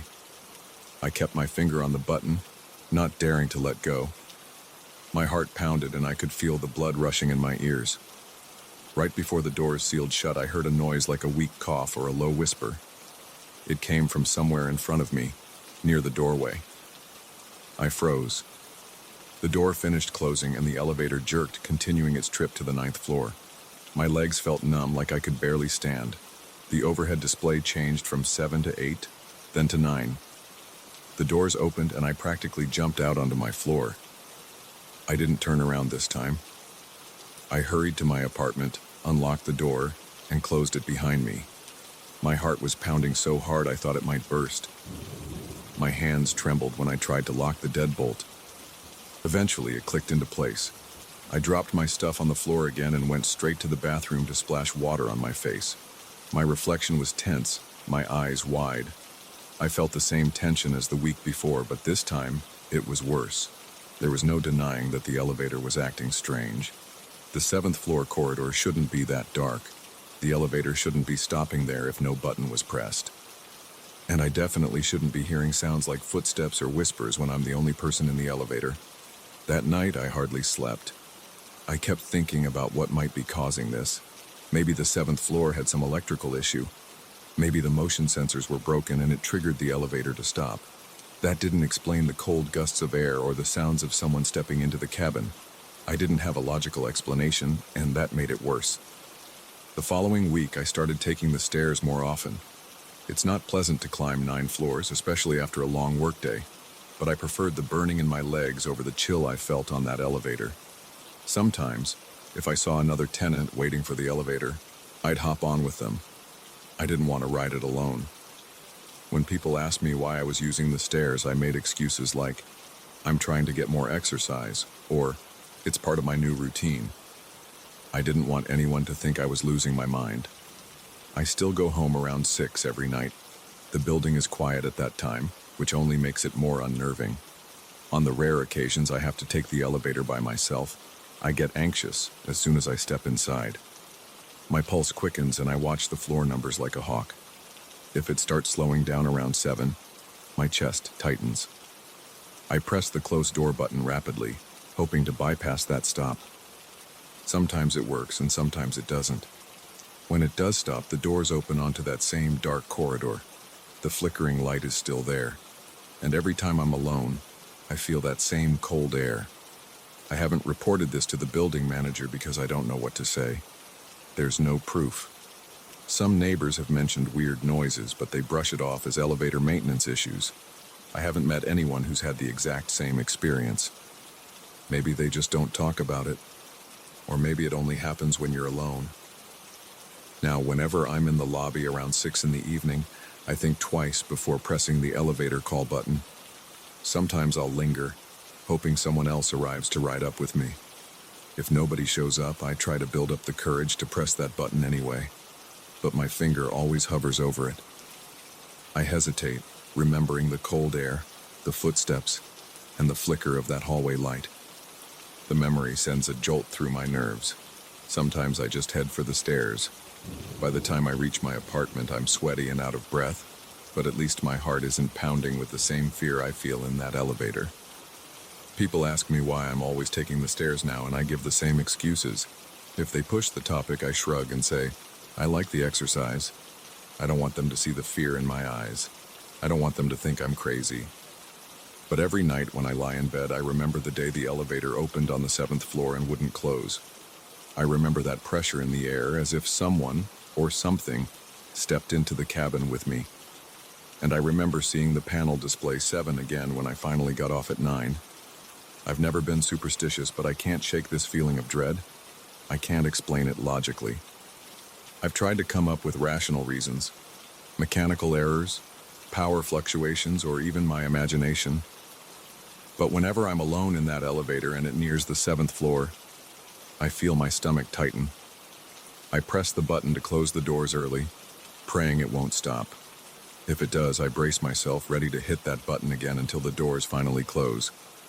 This has been my routine for weeks now. I don't see it changing anytime soon.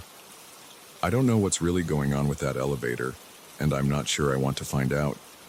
All I know is that I avoid taking it when I'm by myself. If I have to face it alone, I get my finger on that button the moment I step inside, and I always keep my ears open for any sign of those footsteps. If I hear them again, I'll just keep pressing close door until I'm safe on my floor. That's the only plan I have for now, and that's why I stick to the stairs whenever I can.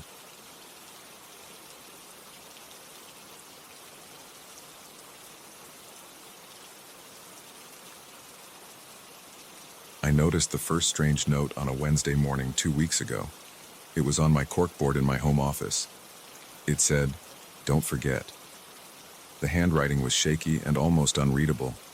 I stood there staring at it for a few seconds, trying to recall if I had written it. I didn't think I had.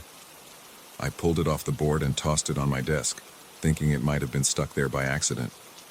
I didn't feel scared at first. I just felt confused. I double-checked my planner, my phone, and my email to see if I had missed some appointment. Everything looked normal. I brushed it off and went back to my usual work. I live alone in a small house on a quiet street. There's no roommate, no family member around, and I don't get many visitors.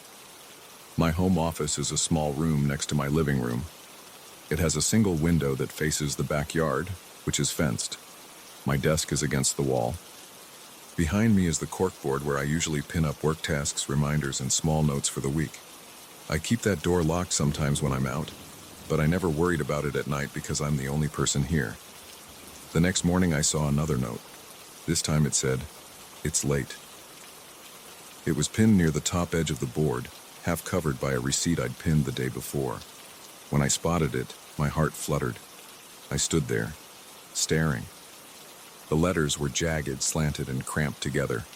It didn't look like my handwriting. I tried to think of a rational explanation. Maybe I'd written it unconsciously. Maybe I was half asleep and left myself a note. But I had no memory of it. I checked the receipt pinned next to it. No new holes, no obvious sign that anyone had messed with the board. I took a picture of the note with my phone and compared it to the "Don't forget" note I had thrown on my desk. The handwriting matched. It wasn't mine. That evening, I called my older brother. He lives in another state, so I asked if he was playing some kind of prank on me. He laughed and said he had better things to do, and he hadn't set foot in my house in months. After I ended the call, I felt uneasy. The note was still pinned there. I tried to brush it off again. I watched some TV, locked the office door for the night, and went to bed. I didn't sleep well. The following day, another note appeared. It said, "Check the time." Same handwriting, same angle, same messy letters. I swallowed hard. My chest felt tight. I tested the office door handle. It was still locked. I checked the window, locked as well. I looked around the room for any sign of tampering, but nothing seemed out of place. My file cabinet was untouched, my drawers were closed, and my desk chair was in the same spot. No footprints or scuffs on the floor. I felt a chill run through my arms. I sat down, stared at my computer screen, and tried to focus on work. I'm a freelance web developer. I usually enjoy the freedom of working from home, but now the house felt different. It felt like someone was slipping inside without a trace. I couldn't concentrate. I kept glancing at the corkboard. The note was plain white, torn roughly from a larger sheet. I tugged at the edges. They were jagged. I couldn't figure out what kind of paper it was, but it looked like cheap notepad paper. I pulled open my desk drawers, rummaging through my own notepads. None of them matched. I took another picture, then crumpled the note and threw it in a small box on the floor along with the other two. That night I locked the door again. I pushed my desk chair against the doorknob. I stood there for a minute, listening to the quiet. The only sounds were the faint hum of the fridge in the kitchen and a low hiss from the air conditioner. The house didn't feel inviting. My ears picked up every small creak and pop. I went to bed and tried to calm myself, but my mind kept returning to the notes. I told myself I would set up some way to catch whoever was doing this, but I had no idea how.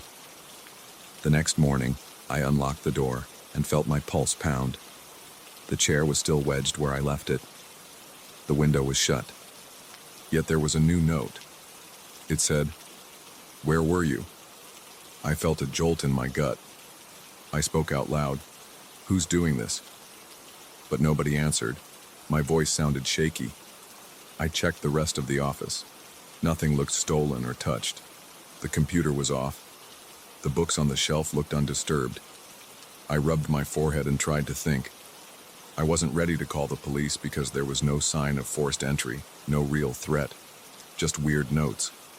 But I felt uneasy. I had no logical explanation.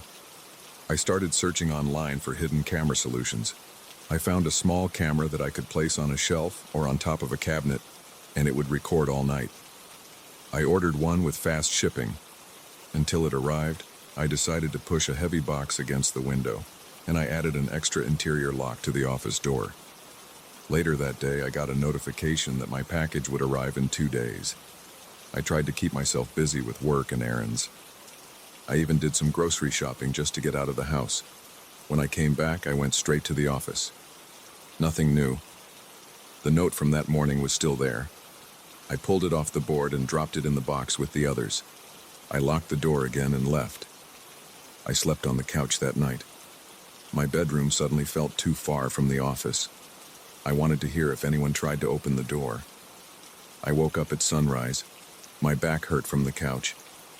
I walked over to the office door. The lock was still in place, the heavy box still jammed against the window. I opened the door slowly. Another note. "Look behind you." My hands shook as I grabbed it. The paper felt cold and rough against my fingertips. I turned around, scanning every corner of the office. Empty. My breath got shallow. I pulled out my phone to call the police. Then I stopped. What would I say? That someone was sneaking into my locked office to leave cryptic notes but not taking anything? They might not take it seriously, or they'd come over, find no signs of entry, and tell me to get a better lock. I put my phone down. I canceled my work commitments for the day. I spent the afternoon double-checking every possible way into that room. The window was secure, the door was solid, and the walls showed no secret panels or anything bizarre like that. The vents were too small for anyone to crawl through. I walked in circles around the desk, trying to piece it together. The tension made my shoulders ache. My hands felt sweaty. I kept wiping them on my jeans. That evening, the doorbell rang. My camera arrived. I paid the delivery guy, brought the box inside, and immediately set it up. The camera was small, black, and had night vision. I placed it on top of a bookshelf in the corner, so it had a clear view of the corkboard and the door. I tested it. The feed showed a wide angle of the room. I plugged in a small memory card and set it to record overnight. I forced myself to eat a microwave dinner. I tried to distract myself with a show on TV, but my eyes kept drifting to the dark hallway that led to the office. I felt my stomach twist every time a floorboard creaked. By midnight, I decided to check the office door one last time. Everything was locked. I double-checked the camera's status light. It glowed green. Satisfied, I left and tried to sleep in my bedroom for the first time in days. The next morning, I rushed into the office. Right away, I saw it. Another note, pinned neatly in the center of the board. "You won't see me." I felt a wave of panic roll through my chest. I yanked the note off the board. My throat felt dry. I muttered a curse under my breath and went straight for the camera. I pulled the memory card out, plugged it into my computer, and opened the video file. I felt my heart pounding as I watched. The video showed me walking in last night, adjusting the camera, then leaving and turning off the lights. The room stayed dark and empty for hours. The timestamp crept forward. Nothing happened on screen, no movement, no figure. The door didn't open, yet the note had appeared on the board. I scrubbed through the footage frame by frame. It was the same, an empty room. Sometime around 3 a.m., there was a flicker in the recording. The entire screen went black for a few seconds, then came back. When it came back, the note was on the board.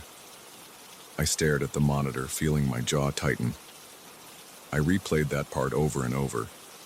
It didn't show anyone entering. It was just a blank gap in the recording, and then the note appeared. I leaned back in my chair. My arms felt weak. A tingling sensation crawled up my spine. My eyes darted around the office, searching for anything that could explain this. I felt sweat on my forehead. The camera didn't catch a person at all. The feed cut out for just a few seconds. I checked the equipment. The battery was full. The memory card had plenty of space. There was no reason for it to stop recording, but it did. I felt anger mixed with fear. I tossed the memory card onto the desk. I stood up, walked in circles for a while, then went to the kitchen to splash water on my face. For the next few days, I tried different angles with the camera. I tried hooking it up to my laptop, hoping I could catch a live feed, but the same thing kept happening. A brief blackout in the footage, then a new note pinned to the board. Every time I opened the door in the morning, that sinking feeling returned. My heart pounded so hard that I sometimes felt lightheaded. Each note had a short message like "time is running" or "don't turn around." They all looked like they were scrawled by the same shaky hand. I saved them in a shoebox. I kept telling myself there had to be a trick or a rational cause. I thought about the possibility of sleepwalking, but I never found evidence of that. I checked my phone's motion tracker apps and tried to see if I was leaving my bed at night. I found no sign of movement. On the 5th day after I started recording, I woke up with a headache. I felt exhausted. My mind was spinning. The moment I opened the office door, I saw the new note. "It's almost over." My stomach lurched. I grabbed the note and held it up to the light. My hands were shaking so badly that the paper made a soft rattling sound. I was angry, but I also felt cornered. I set it on the desk, started up the camera footage, and saw the same gap in the middle of the night. The same abrupt cut, then the note appearing out of nowhere. I texted my brother about it. I sent him a screenshot of the gap in the video, but he only replied with jokes. He thought I was messing with him. I called a friend who used to work in security. He suggested I get a more advanced system with multiple cameras, maybe motion sensors. I ordered extra cameras online. While waiting for them, I tried to stay calm, but every night felt like a countdown. When the extra cameras arrived, I put one in the hallway, one in the living room facing the office door, and another in the backyard, near the office window. I stayed awake until after midnight, listening for any sound of intrusion. I finally dozed off around 2 a.m. In the morning, I checked all 3 cameras, plus the original one in the office. Each feed had the same strange gap around the same time, just a few seconds of black screen. Right after that, the office camera showed the new note. I stood at my desk, looking at all the notes spread out in front of me. "Don't forget. It's late. Where were you? You won't see me. Time is running. It's almost over." The handwriting was erratic, the letters cramped. My mouth felt dry, my hands were cold. I wiped a layer of sweat off my forehead. I felt like the walls were closing in. I stared at the locked door, the locked window, and the cameras. They were all useless against whatever was happening. My heartbeat thumped in my ears. I haven't found any real evidence of an intruder. The locks remain intact. There are no footprints, no forced entry, no suspicious neighbors. The cameras only show those blackouts. Every time I see a new note, a lump forms in my throat. I can't stop scanning every inch of that office, expecting to find something that explains it. So far, I've found nothing. I'm still here, still working. I do my job, I eat, I shower, and I pretend life is normal, but I'm on edge. I jump at small noises. I check the door several times a night. I pace around the house and peer out the windows, looking for anything unusual. My nerves are shot. My back aches from the tension. Even as I write this, I catch myself glancing at the corkboard, half expecting a new note to appear right in front of my eyes. I don't know who or what is leaving these messages. I don't know how they're getting in or if they're getting in at all. Some days I wonder if my mind is playing tricks on me. But the notes are real. I can touch them. I can read them. I can compare the handwriting. And no matter what I do, they keep showing up. That's my story so far. I wish I had an explanation. I wish I could say I discovered a hidden entry point or a strange device left behind by some prankster. But I haven't found anything. All I have are these disturbing messages that appear in a locked room without any sign of intrusion. It happens almost every day, and each time my body reacts with a chill. My stomach tightens, my pulse races, and my mind scrambles for answers. So far, I have none. I'm stuck with these slips of paper that remind me something is going on, and I have no idea how to stop it. That's where I'm at, and I can't see an end to it.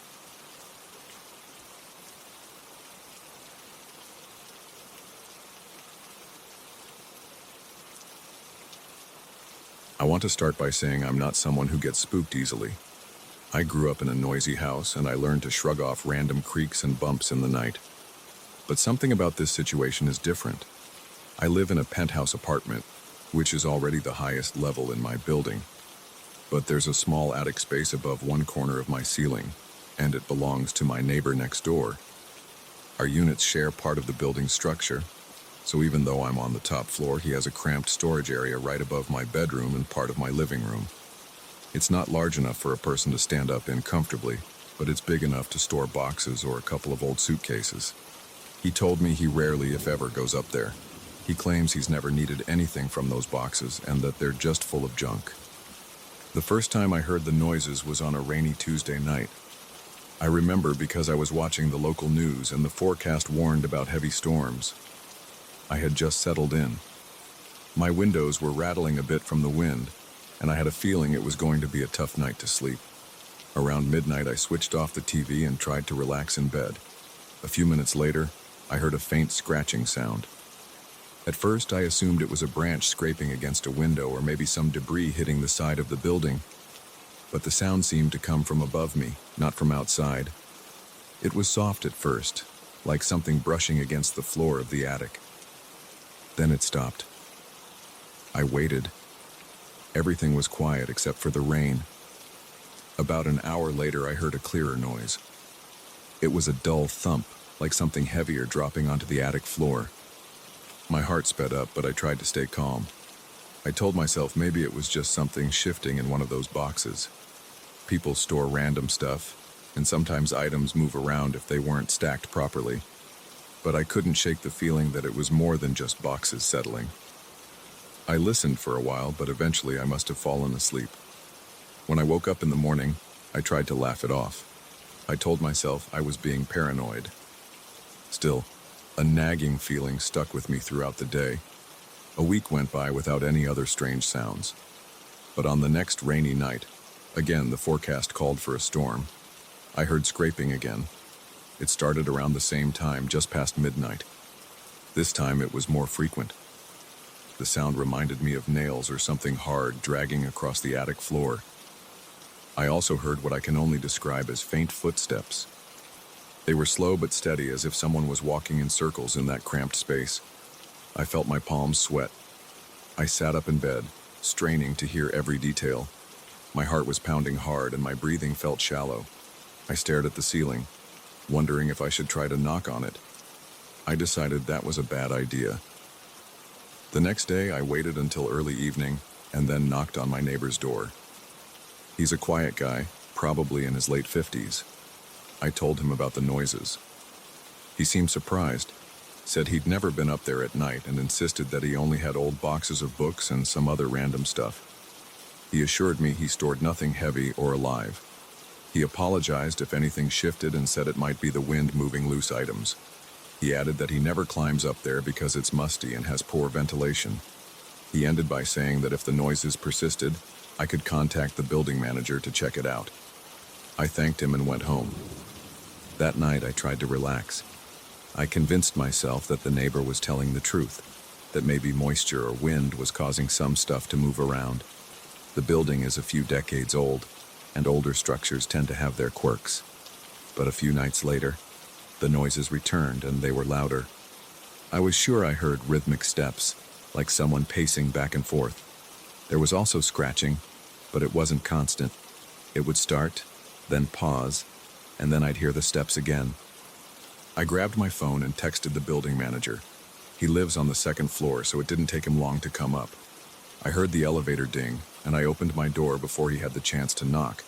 He's a middle-aged guy named Rick, friendly enough, and he knows his job well. I explained everything, keeping my voice low. I didn't want my neighbor to overhear and think I was accusing him of something. Rick said we should go up together to check the attic, but we realized we'd need the neighbor's permission. I walked next door and knocked. My neighbor looked surprised, but allowed Rick and me to climb up the small access ladder in his hall closet. He stayed behind in his living room, looking a bit uneasy. Once Rick and I were up there, I immediately noticed the stale air. The space was cramped, and the single light bulb was weak. There were a few old cardboard boxes stacked against one wall. I saw some old suitcases in the far corner. The floor creaked under our weight. Dust rose up around us, and I had to fight the urge to cough. Rick used his phone's flashlight to check the corners. We saw mold patches and some spider webs, but nothing else. The boxes looked untouched. The suitcases were covered in dust. It didn't look like anyone had been rummaging around recently. We checked every corner as best we could, though there wasn't much room to move. Rick took a closer look at the floorboards. Everything seemed normal, except for the obvious signs of age. Then he shrugged and said there wasn't much we could do. He suggested that maybe water was getting in through a tiny crack in the roof, causing sounds as the wood expanded and contracted. He said if the noises persisted, we could schedule a more thorough inspection. But for now, there was nothing unusual. We climbed back down, and my neighbor looked relieved. He said he didn't mind if I asked Rick to check again sometime, but he really believed it was just old junk and weather issues. I tried to feel reassured, but that night I couldn't shake a sense of unease. I tried to sleep, but around the same time, past midnight, there it was again. The scraping was louder than ever, and the footsteps sounded more deliberate. It felt like someone was stomping above my head. I turned on the lights in my bedroom because my hands were shaking. I sat on the edge of my bed, staring at the ceiling, feeling my chest tighten. There was something in that attic, and it wanted me to know it was there. It got worse over the next few nights. The sounds weren't constant, but when they came, they lasted longer, and they were more forceful. I started losing sleep. I'd lie awake, my mind racing. I tried music or podcasts to distract myself, but every time I heard a thump or scrape, I'd rip my headphones out and freeze. My stomach was in knots, and I was irritated during the day.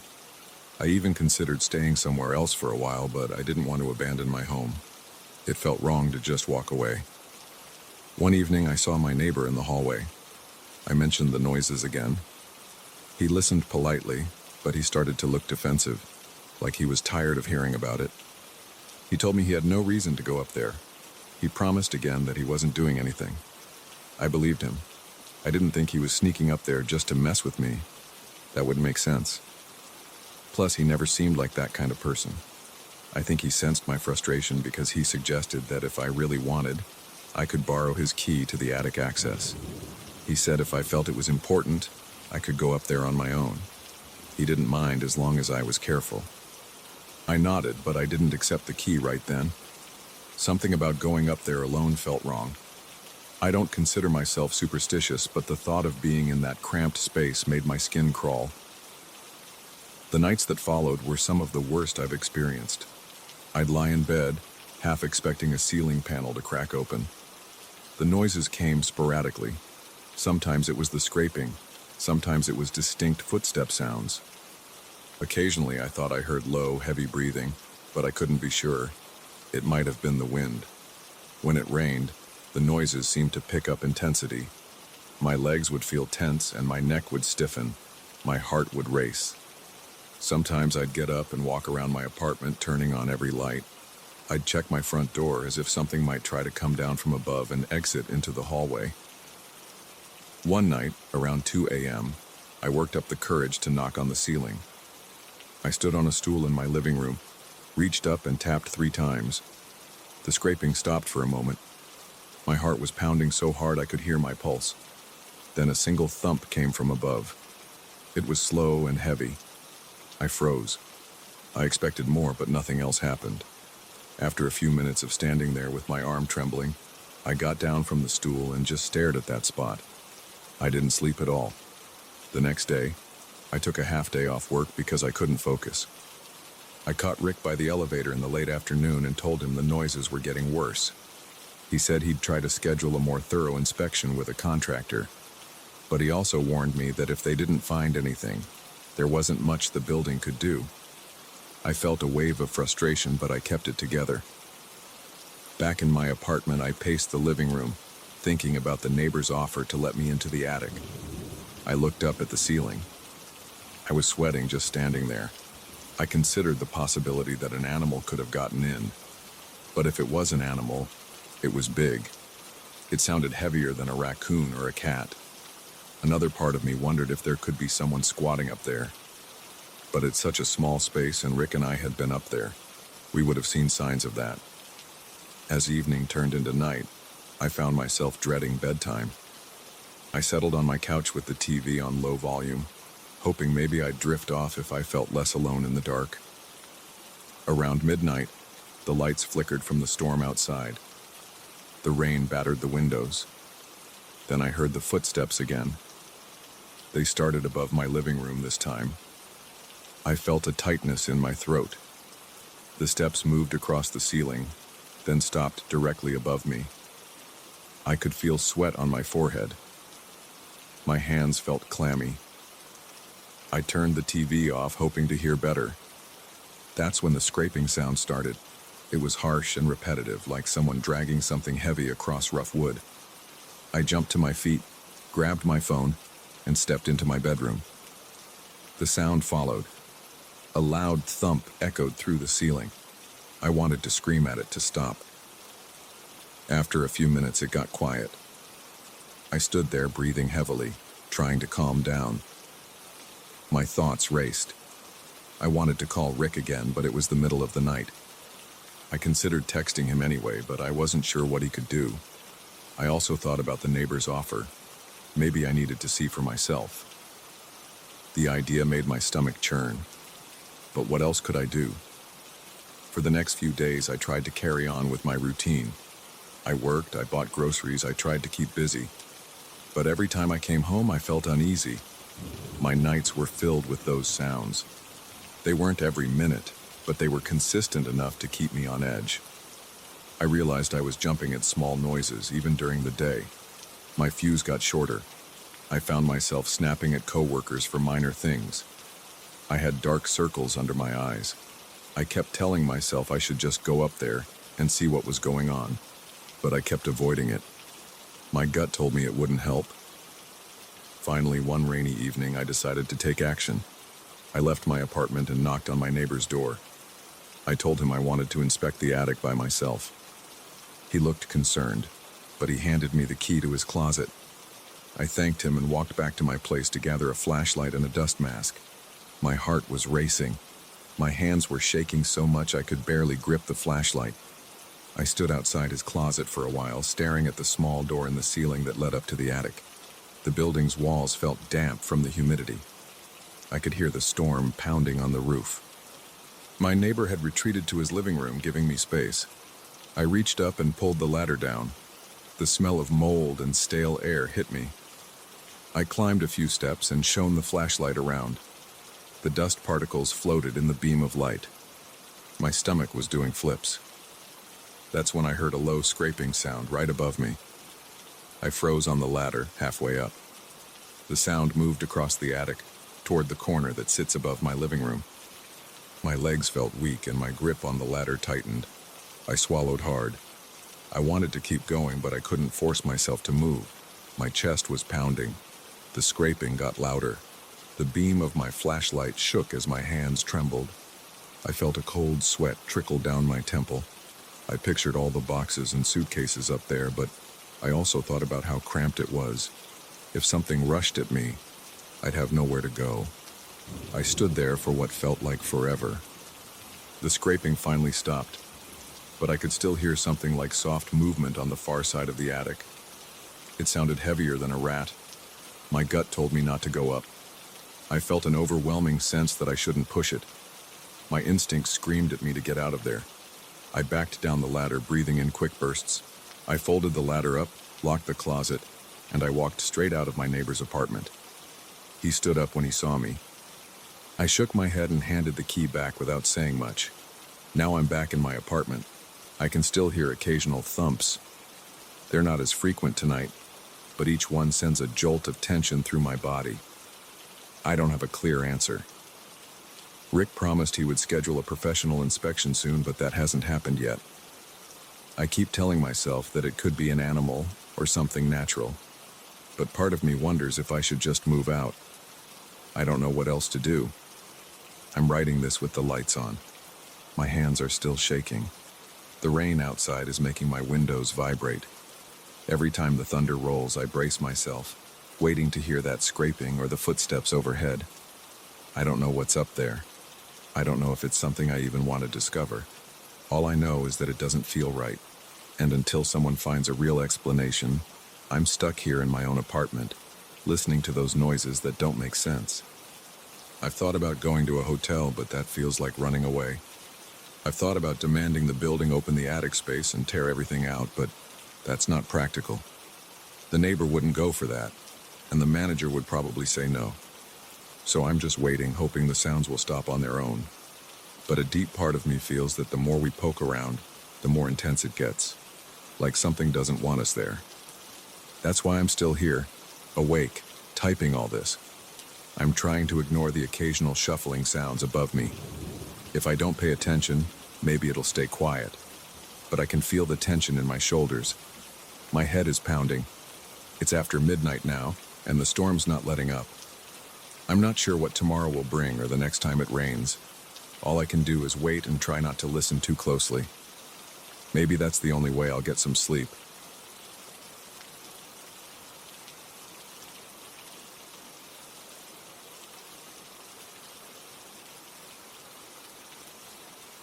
I first felt that cold hand on a Tuesday morning while I was halfway up a steep trail near High Point Peak. The weather was decent. The sun was out, but the air was cool. I had paused to check my footing, and something pressed against my shoulder. It felt like a human hand, but there was no one around. I jerked forward, almost losing my balance. I turned around and saw only rocks, shrubs, and a few scattered pine trees. No rustling, no footprints, nothing. That moment stayed with me. I kept climbing but felt uneasy. My palms were damp and my heart pounded every time I took a step. I kept looking behind me, waiting to see a person or at least hear some movement, but I was alone. When I reached the top, I tried to enjoy the view. I looked at the valley, saw birds gliding, noticed the shape of the distant river. My mind kept replaying that weird moment. By the time I got home, I couldn't shake that strange touch from my thoughts. My shoulders still felt cold hours after the climb.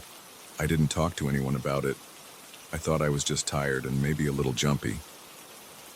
The next day, I went back to the same spot because I wanted to confirm that there was nothing strange going on. The hike started normally. I parked my car by the dirt lot near the trailhead. I packed water and a protein bar. I made sure my boots were secure. I took a deep breath and moved along the path. I heard a few birds in the distance and noticed some squirrels darting into bushes. The sky was clear. The breeze felt nice on my face. As I climbed, I kept checking behind me. I did it every few minutes. I wasn't sure why. I think I expected something to be there.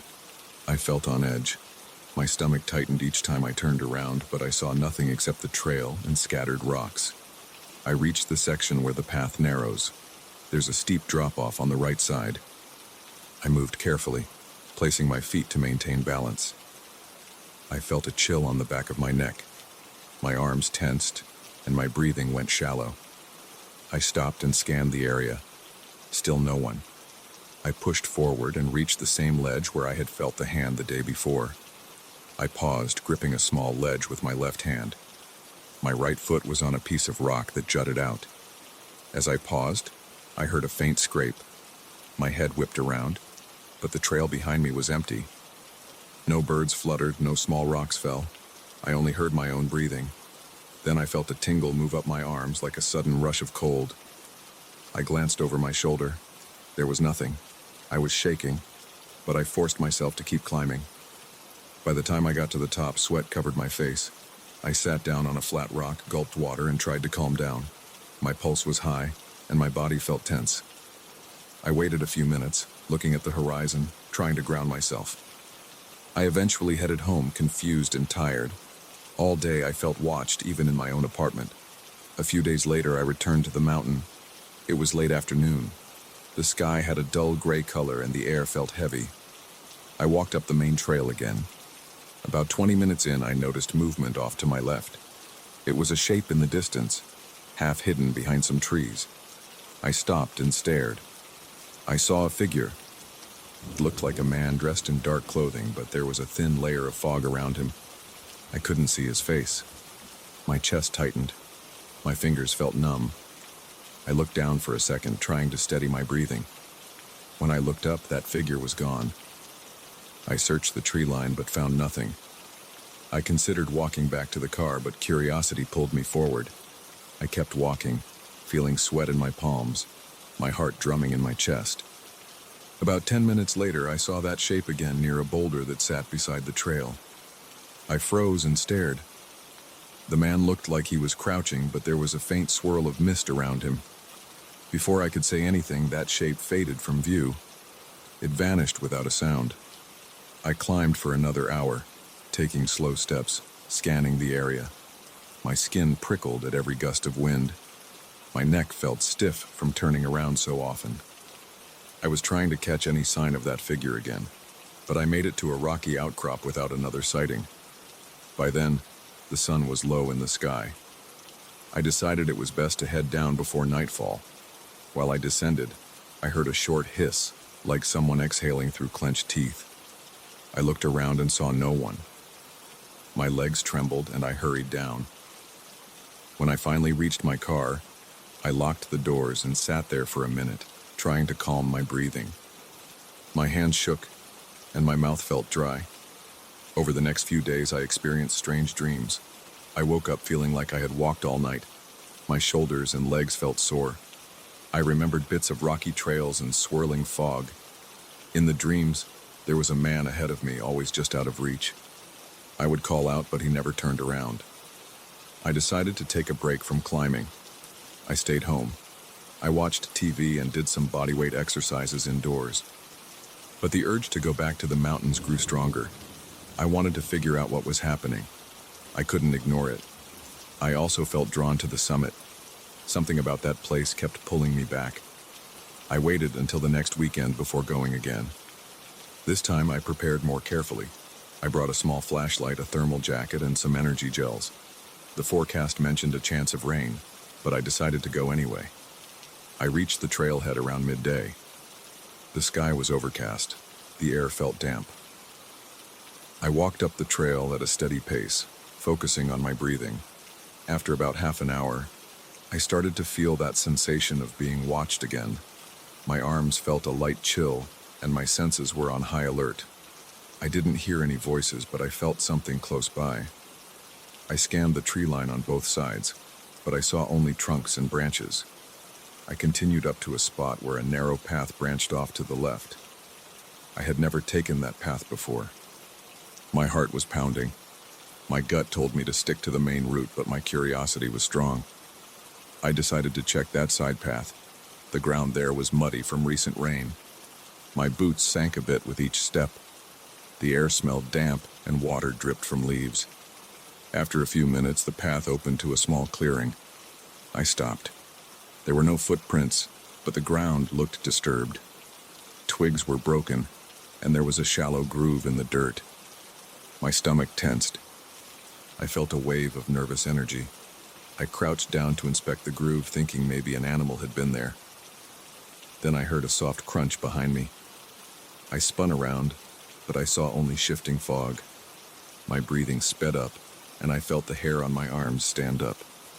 I stepped back toward the main trail, but as I moved, I saw that figure again. He was off to the side, partially obscured by the fog. He looked like a man wearing some kind of jacket or coat, but I couldn't make out details of his face. My heart pounded. My tongue felt heavy, and my hands shook. I called out, "Hey, you okay?" No response. The figure flickered in the fog, and then it was gone. My knees felt weak. I stood there, trying to control my breathing. The air seemed colder. My face felt damp from sweat. My throat was dry. I turned around and walked back to the main trail. I kept looking over my shoulder. I didn't see him again in that spot. I returned to the main path and continued upward. I passed that narrow ledge where I had felt the cold hand. I felt goosebumps on my arms as I walked by. I climbed up through a series of switchbacks. My legs ached, and I was tired, but I didn't want to stop. I wanted to reach the top before the weather got worse. The wind picked up as I got higher. The clouds seemed heavier, and a light drizzle started. The trail became slick. I slowed down, planting my feet carefully. My breaths were shallow, but I forced myself to keep a rhythm. Step, breathe, step, breathe. When I reached a plateau near the summit, the drizzle turned into a steady rain. My jacket kept me mostly dry, but the wind cut through me. My ears were cold. My boots were soaked. I could see a thin veil of fog rolling in. It moved across the rocks in front of me. I looked around for shelter. There was a small rock overhang, so I walked over and crouched beneath it. The rocky surface provided some cover, but I still felt the damp air on my face. I sat there for a few minutes, taking sips of water and chewing on an energy bar. My mouth felt stale, and my jaw was tight. I massaged my shoulders, trying to relax. Suddenly, I heard a soft scrape behind me, near the back of the rock overhang. I turned my head and saw a flicker of movement. My heart slammed in my chest. I felt my pulse in my neck. I pointed my flashlight toward the darkness under the overhang.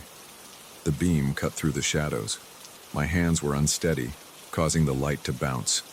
At first, I saw only stone and a bit of damp dirt. Then I spotted something that looked like a sleeve or a piece of fabric. I inched closer, my body tense. My fingertips felt cold and my jaw was clenched. I didn't smell anything unusual, just damp rock and my own sweat. I called out, "Is anyone there?" My voice echoed. No answer. I stayed there, aiming the flashlight. My breathing was loud in my ears. I waited maybe 15 seconds. Then I noticed a faint silhouette at the back of the space. It looked like the same man I had seen before. His outline seemed hazy, like he was shrouded in mist, even though we were in a confined area. My head felt light, and my stomach churned. I tried to speak again, but my throat closed up. He didn't move closer. He just stood there. I heard drops of water falling from the rock above me. I heard my own breathing. My teeth were on edge. I slowly backed away, still pointing the flashlight. My shoulders trembled and I kept swallowing, trying to find my voice. When I was a few steps out of the overhang, I turned and ran up the trail toward the summit. The rain made the ground slick, but I forced myself to keep going. My heart pounded. My legs felt heavy, but adrenaline pushed me forward. I didn't stop until I reached a flat area near the top. The rain hit my hood and the wind gusted around me. I didn't see the figure. My lungs burned from the climb and from panic. I searched for a better shelter and found a shallow cave-like opening behind some large boulders. I moved inside and sat down, trying to steady my breathing. My fingers were twitching, and I couldn't keep my legs still. I kept scanning the area outside. The sky was darker now, and the wind was louder. I listened for any sign of movement. My eyes darted around, but all I saw was swirling rain and the outline of trees lower on the slope.